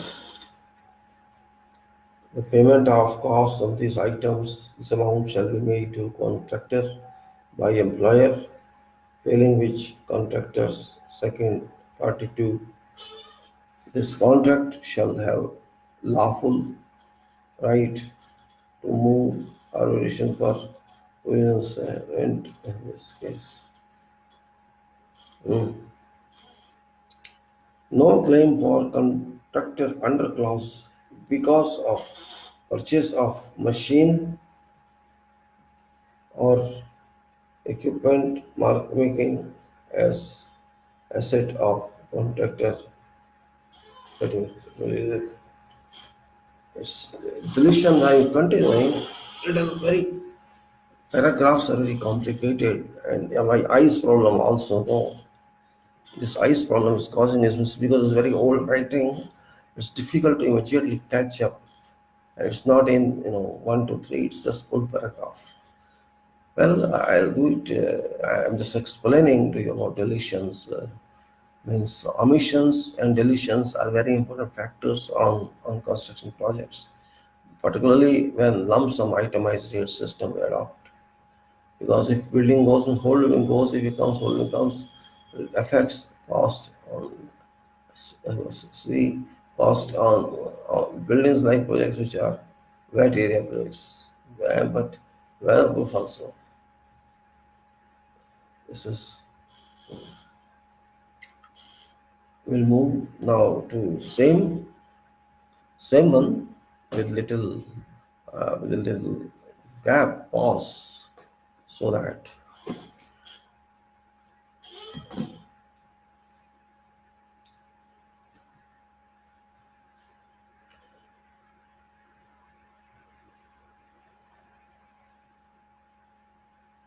no claim for contractor under this clause because of purchase of any machine or equipment making an asset of contractor shall be admissible under an asset of contractor shall be admissible under considerations as a genuine claim, but if utilized for deleted works, hourly claims for works done be admissible as part of item. No claim shall be admitted for development of particular group of work persons for that due to work persons being adjustable on site and reallocation of workforce be done.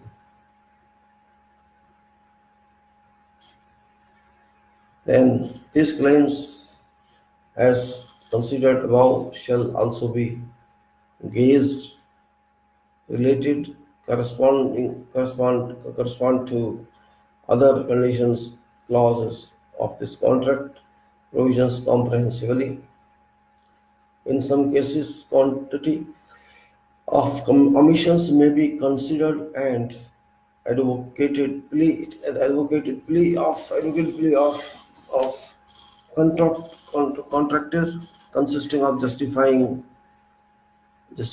quoted rates being much higher side than usual and higher amount will be will be utilized towards expenses to be incurred on other items and costs shall be required.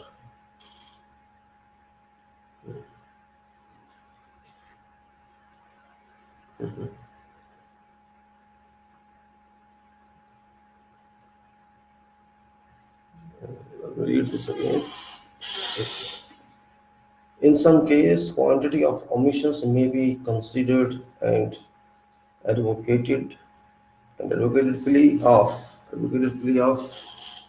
of contractors consists of justifying quoted rates being on much higher side than usual and higher amount will be utilized towards expenses to be incurred on other parts of combined job.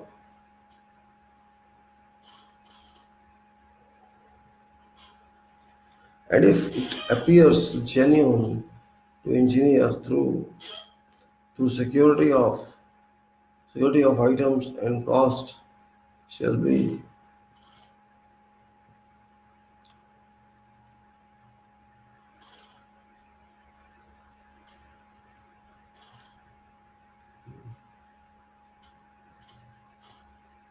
if it appears genuine to engineer and I found suitable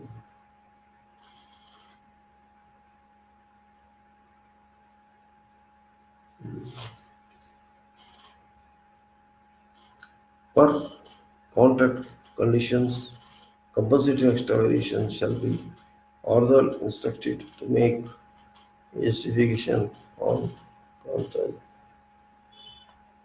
Then quality and quantity,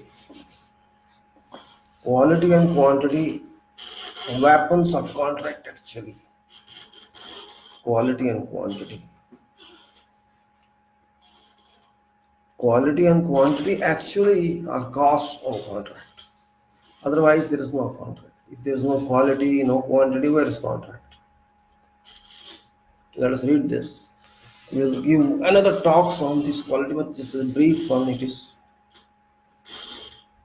contract shall be completely responsible for contract job execution quantitatively and qualitatively to entire satisfaction of engineer according to engineer's details, plans and specifications, including all contract documents, etc., for purpose of quality control. Or the contractor shall employ its technical personnel, staff, officials under superintendence of competent engineer, chartered engineer, civil and architectural labeled as contractor site agent, completely responsible for execution of this contract job, and all methods as described in Guide to Management shall be conducted to conducted on site regularly, open to check by engineer or resident engineer, open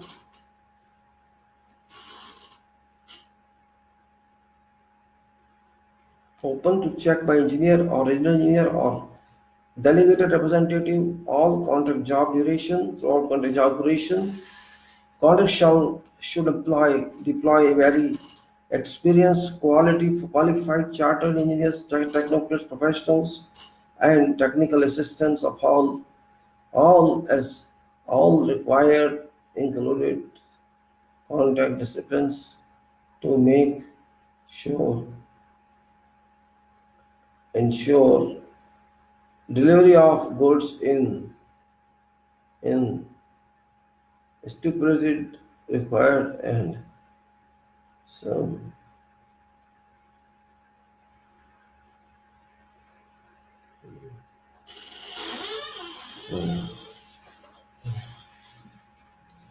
contractors shall deploy very experienced, qualified, chartered engineers, chartered technocrats, chartered professional engineers, and technical assistance of all required included contract disciplines to make sure ensure delivery of goods in stipulated required time, contract completion period, duration, and to prescribed and define specified standards, otherwise contractor shall suffer per contract obligations in case of letter sleepy attitude in any of quantity and quality. Contractors shall make use of all feasible modern constructions methods and make use of modern construction machineries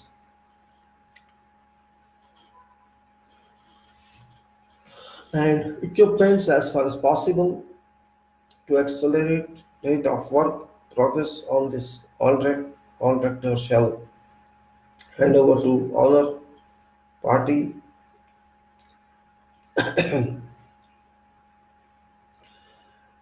party one all buildings as whole in scope of this contract, indulging all ancillary and auxiliary structures in completed form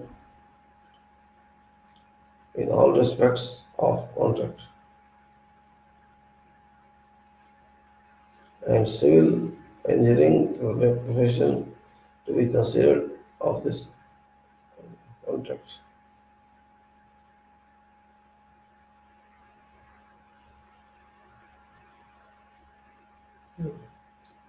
Then contractor shall make use of all feasible modern construction methods, make make use of modern construction machineries and equipments as far as possible to accelerate rate of work progress on this contract. Contractor shall hand over to owner party two to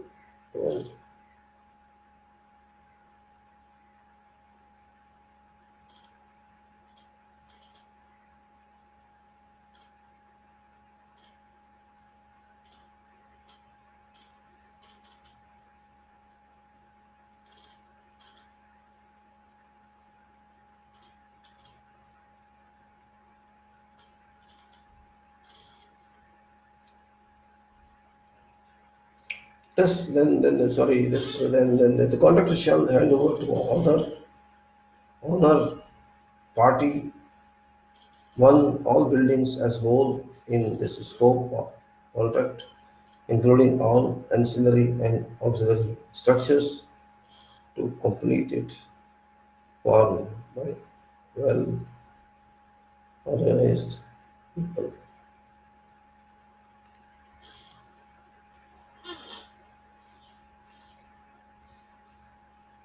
Contract shall hand over completed one buildings to all ancillary structures in complete form in all respects of contract and civil engineering professions of confirmation of this contract and ready for termination.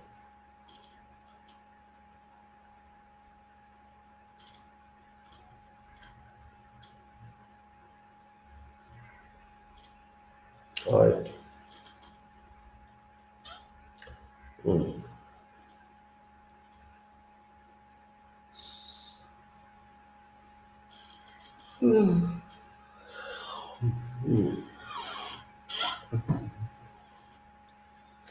Quantity and quality, which we have so far discussed.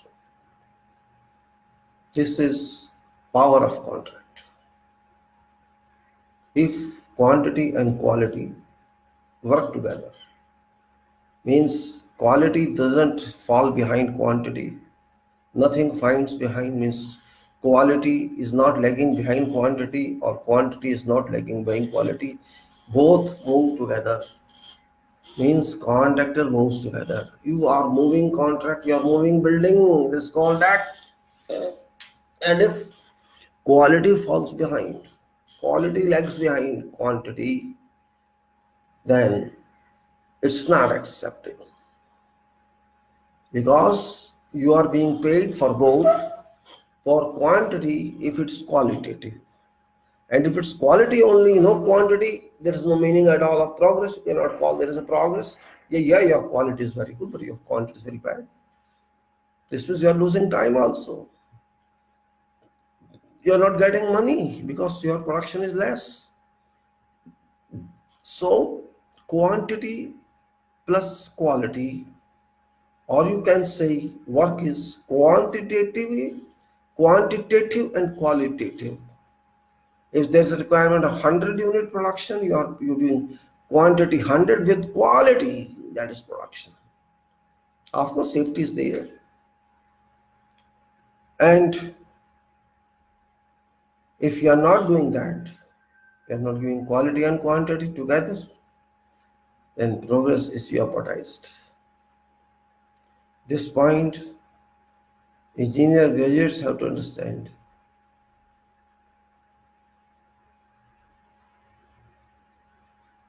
It's very important for whatever project that quality and quantity should move together. And if it's not done, it's called defective work. If it's defective work, you cannot be paid for that.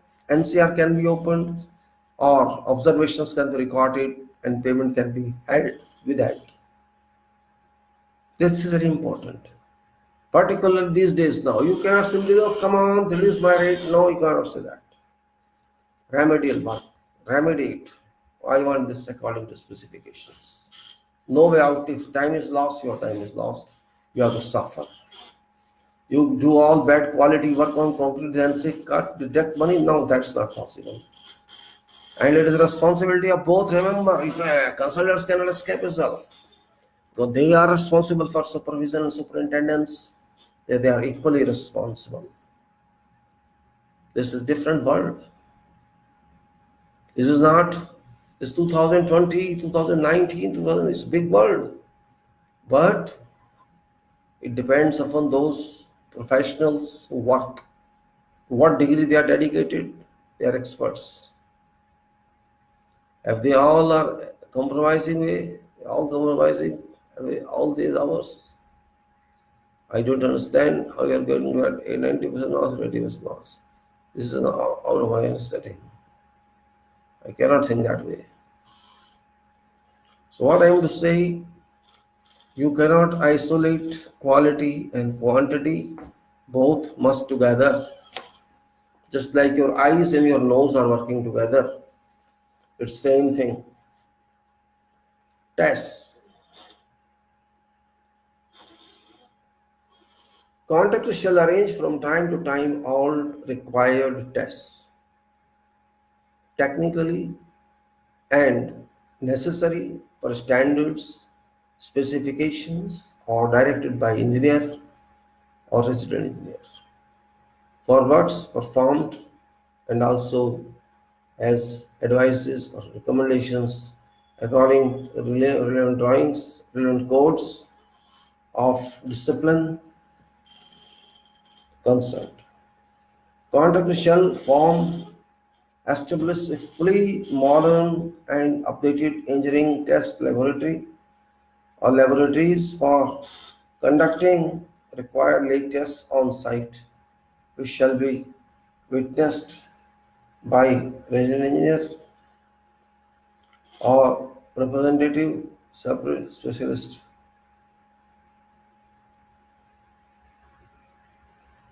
Engineer consultant. All these test observations shall be recorded on by contractor in a proper and specified manner, style, and engineer specialist shall examine test valid test results to prescribed or accepted surgeons standards.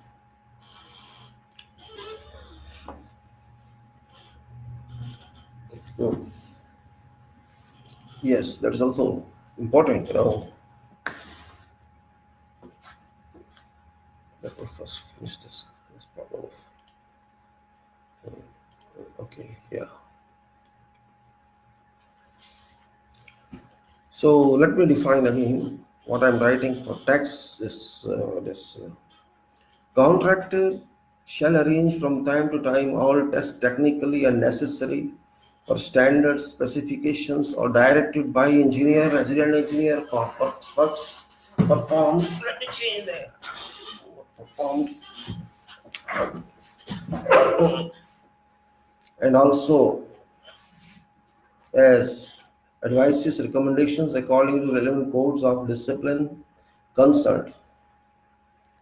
Contractor shall form establish a fully modern and updated engineering test laboratories for conducting required tests on site, which shall be witnessed by resident engineer or representative specialists or engineer consultants. All these test observations be recorded by contractor in a proper and specified manner, style, and resident engineer specialists shall examine observe test results to prescribe accepted standards. In case, in case arrangements for certain tests cannot or could not be made feasible in on-site laboratories, contractors shall propose in writing some independent laboratory for those tests unable to be conducted on site.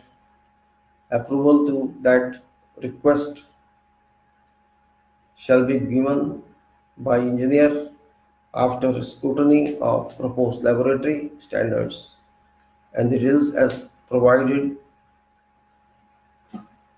elaborately on standard format application by contractor for grant of approval of an independent laboratory.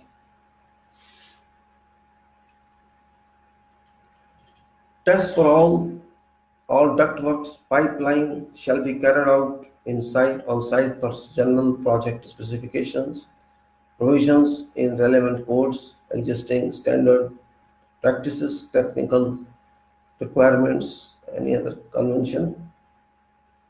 Records of all those tests conducted shall be forwarded to engineers resident for nearly necessary condition necessary action on contact review. Resident engineer shall reserve right to ask for direct random testing for whatever item executed or carried out at any time or at whatever time during execution carrying out of entire contract work.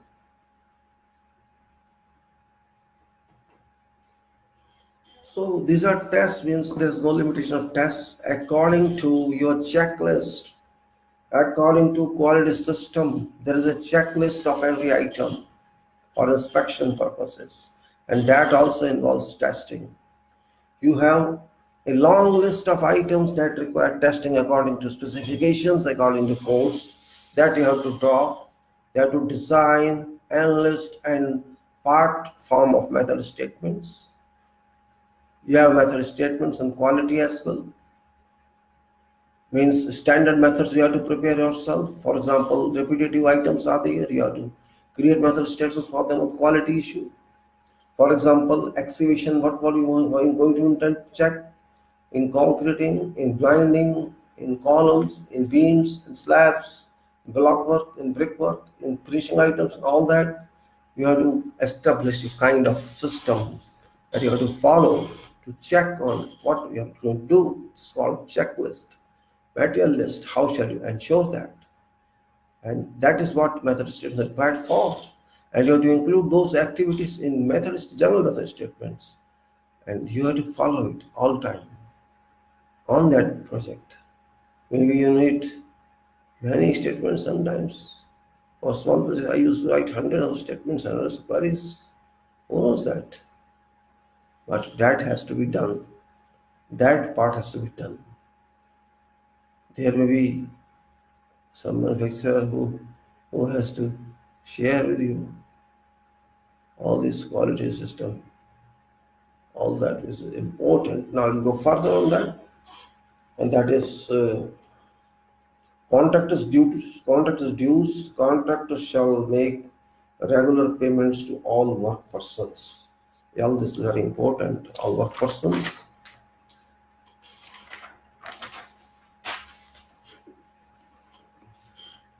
Employed, deployed, engaged,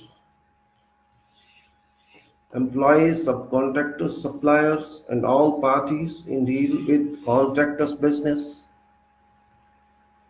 for this contract job in time, so that delays due to this cause do not come in way of advancing progress on program lines, simultaneously linking this clause conditions to contractor's own valuation payment dues to be paid by employer in time as agreed after certain certification or evaluation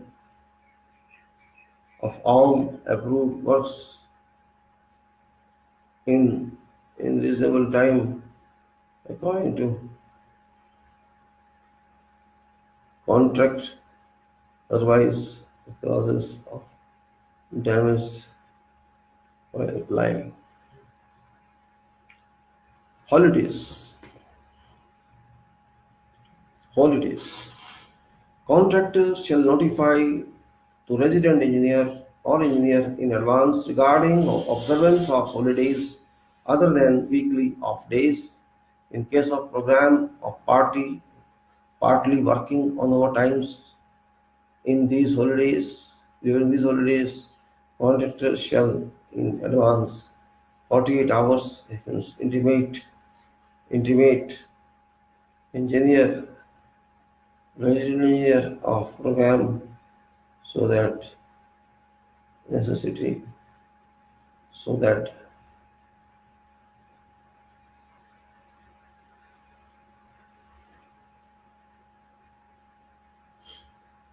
necessary arrangements could be made for supervision. Night works could be permitted in shifts if contractors so wishes to wishes to expedite expedite the retarded progress of contract advance to contract. Weather, weather.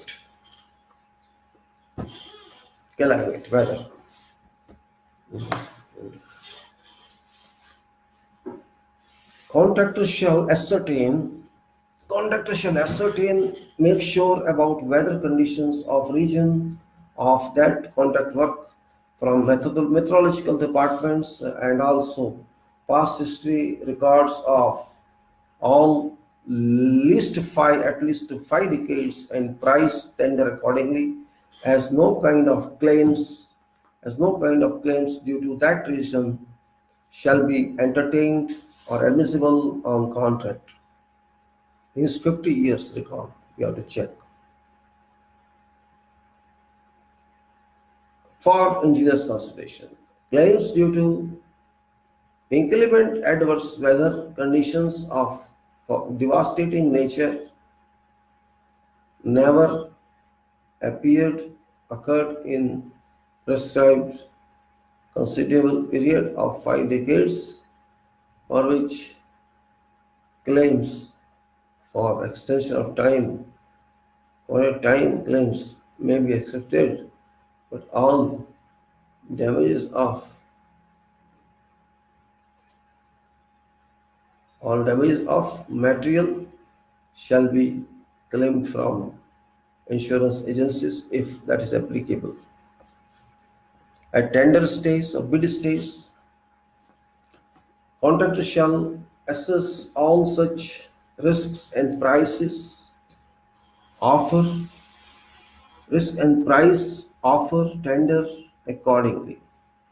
Every rain day shall bring a letter from contractor's agent office informing stoppage of work due to rain, thunderstorm, dust storm, sandstorm, which are entirely unpleasing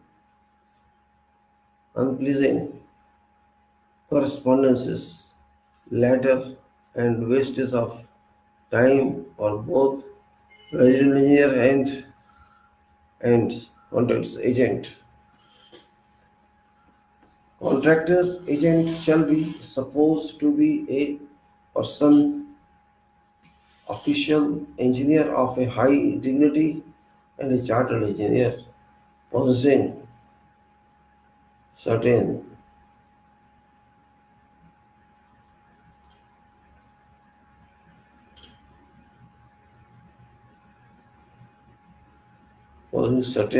competency who must have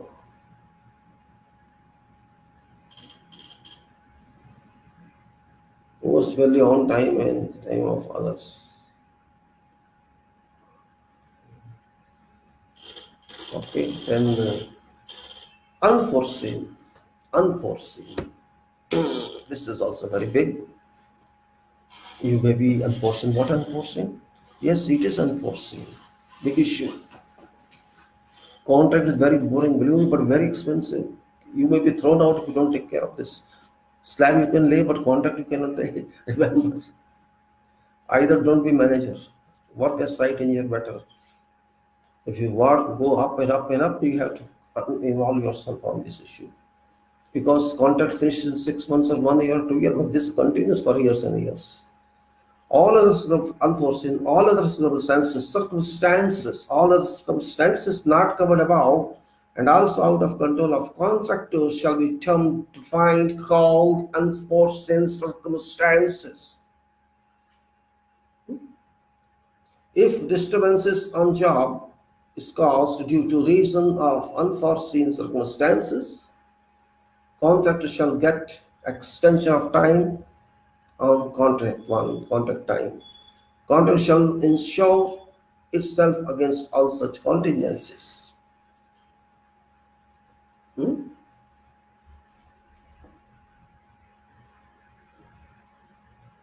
Unforeseen circumstances may include calls of bands, general strikes by political parties, illegal labor unrest on job, not due to contractor's default, natural disasters, strike in public transport system, breaking of war or equivalent, or unrest directly or indirectly affecting negatively works production, not under control of contractors entirely.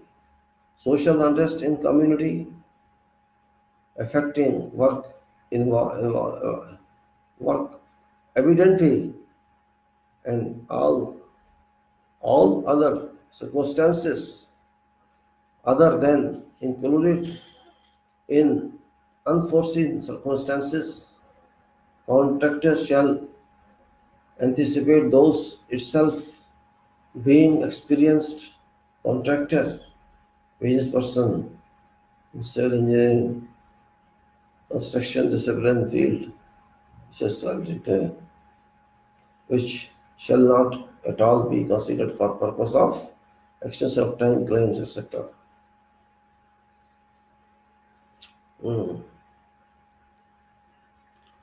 What I say, in commonly affecting works evidently and all other circumstances other than as indicated above unforeseen circumstances, including unforeseen circumstances, contractor shall anticipate those itself being experienced contractor business person in civil engineering construction discipline field which shall not be at all be considered for purpose of extension of time claims admissible and consideration. Claims of extension. Claims of extension. Now extension of time means we are talking of extension of time, so claim of extension was very, so this is also long one, but we'll do no problem. So I'll just show you from this is your unforeseen, and this is your weather climate, and this is your holidays. This is your unforeseen claims of extensions.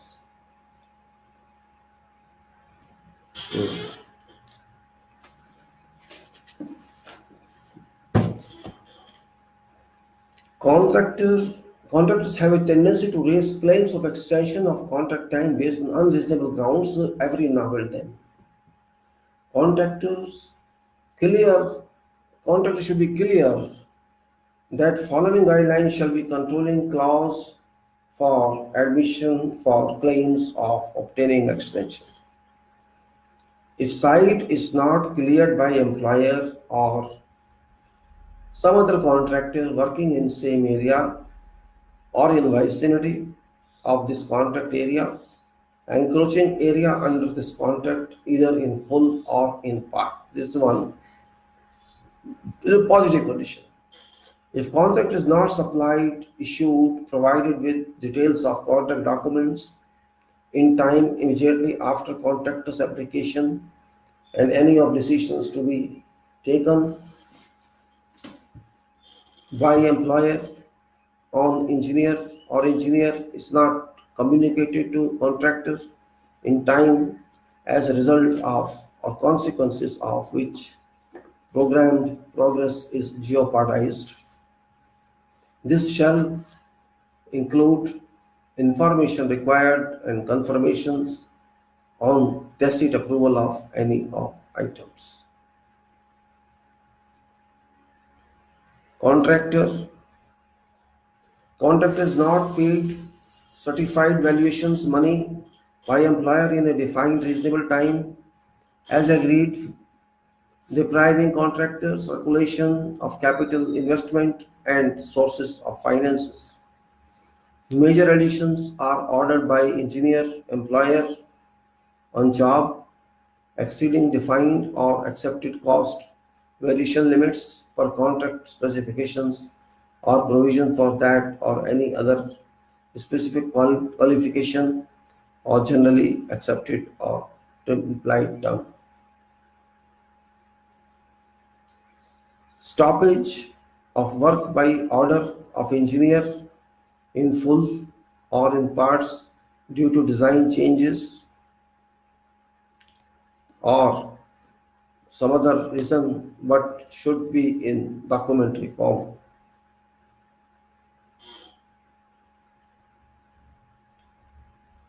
Unforeseen circumstances out of control of contractor or employer.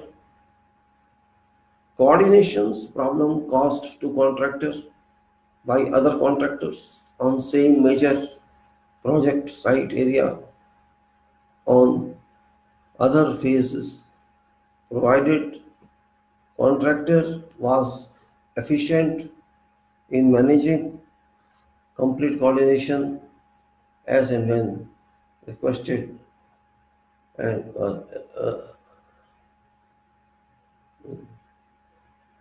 and when required, other parties contracts expected to respond for coordination and did not seriously take coordination problems, consequently contributing to loss of time of this contractor. Other valid reasons, logic forming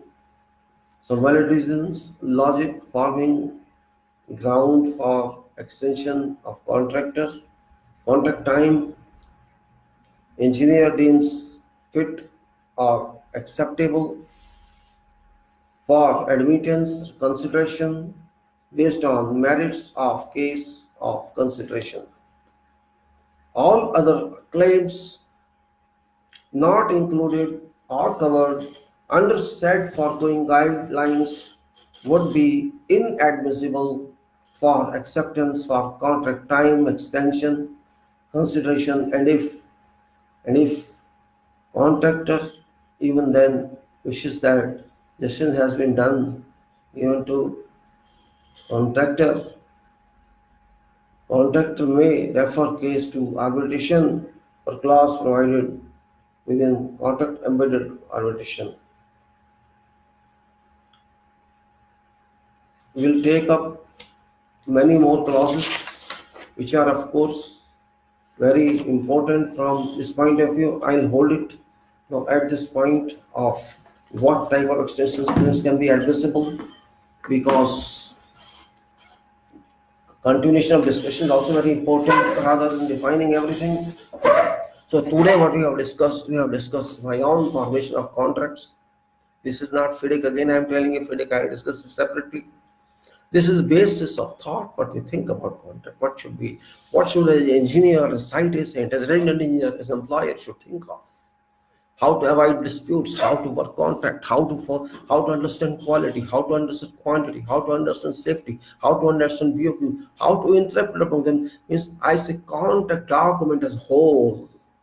There may be thousands of pages, thousands of and hundred and many this book and that book and this book and that book and this volume 1, volume 2, volume 3, volume 4. This is soil report. This is this specification 1, specification 2. This is BOQ 1, BOQ 2, BOQ 3.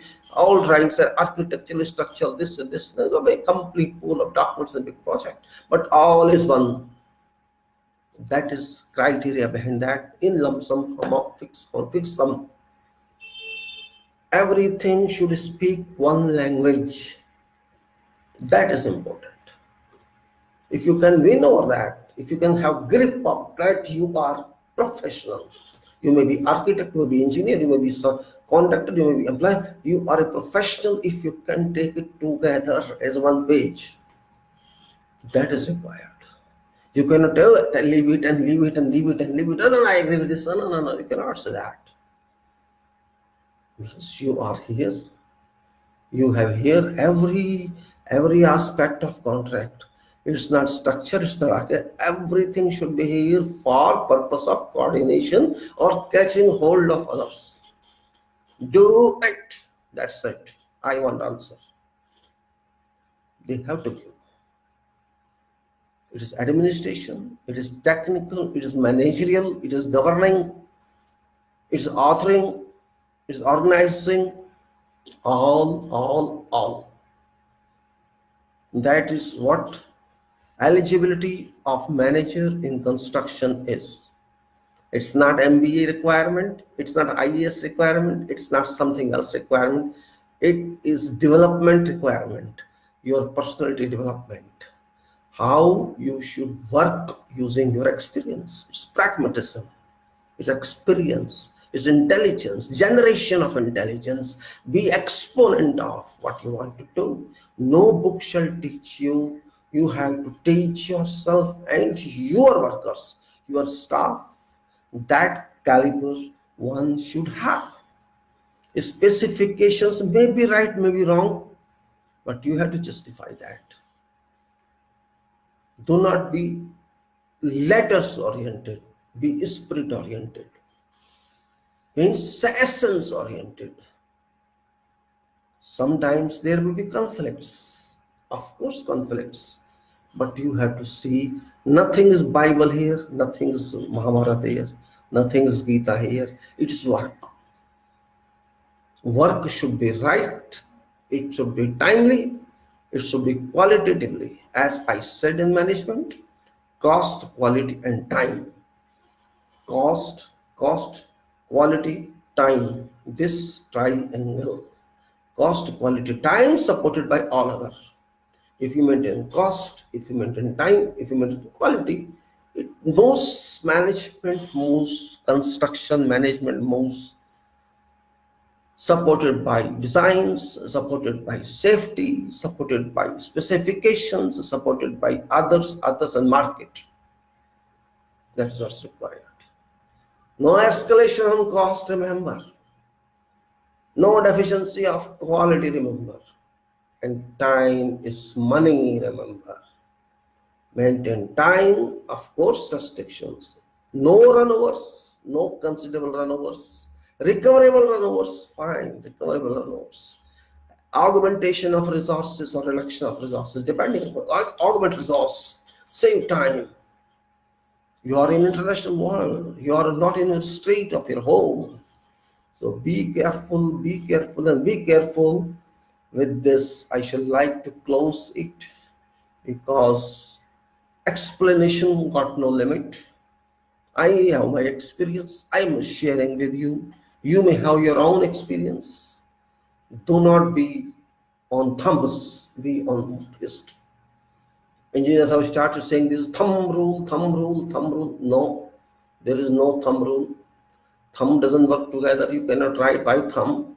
You can use thumb this way only, illiterate use of thumb, but not you can write by thumb. You cannot work by thumb. Work by this, work by this, all, and work by this. Ultimately, there is thumb rule. Somebody wrote thumb rule, thumb rule. No civil engineering says thumb rule. No subject says thumb rule. We cannot accept thumb rules. And with this, thank you very much, gentlemen.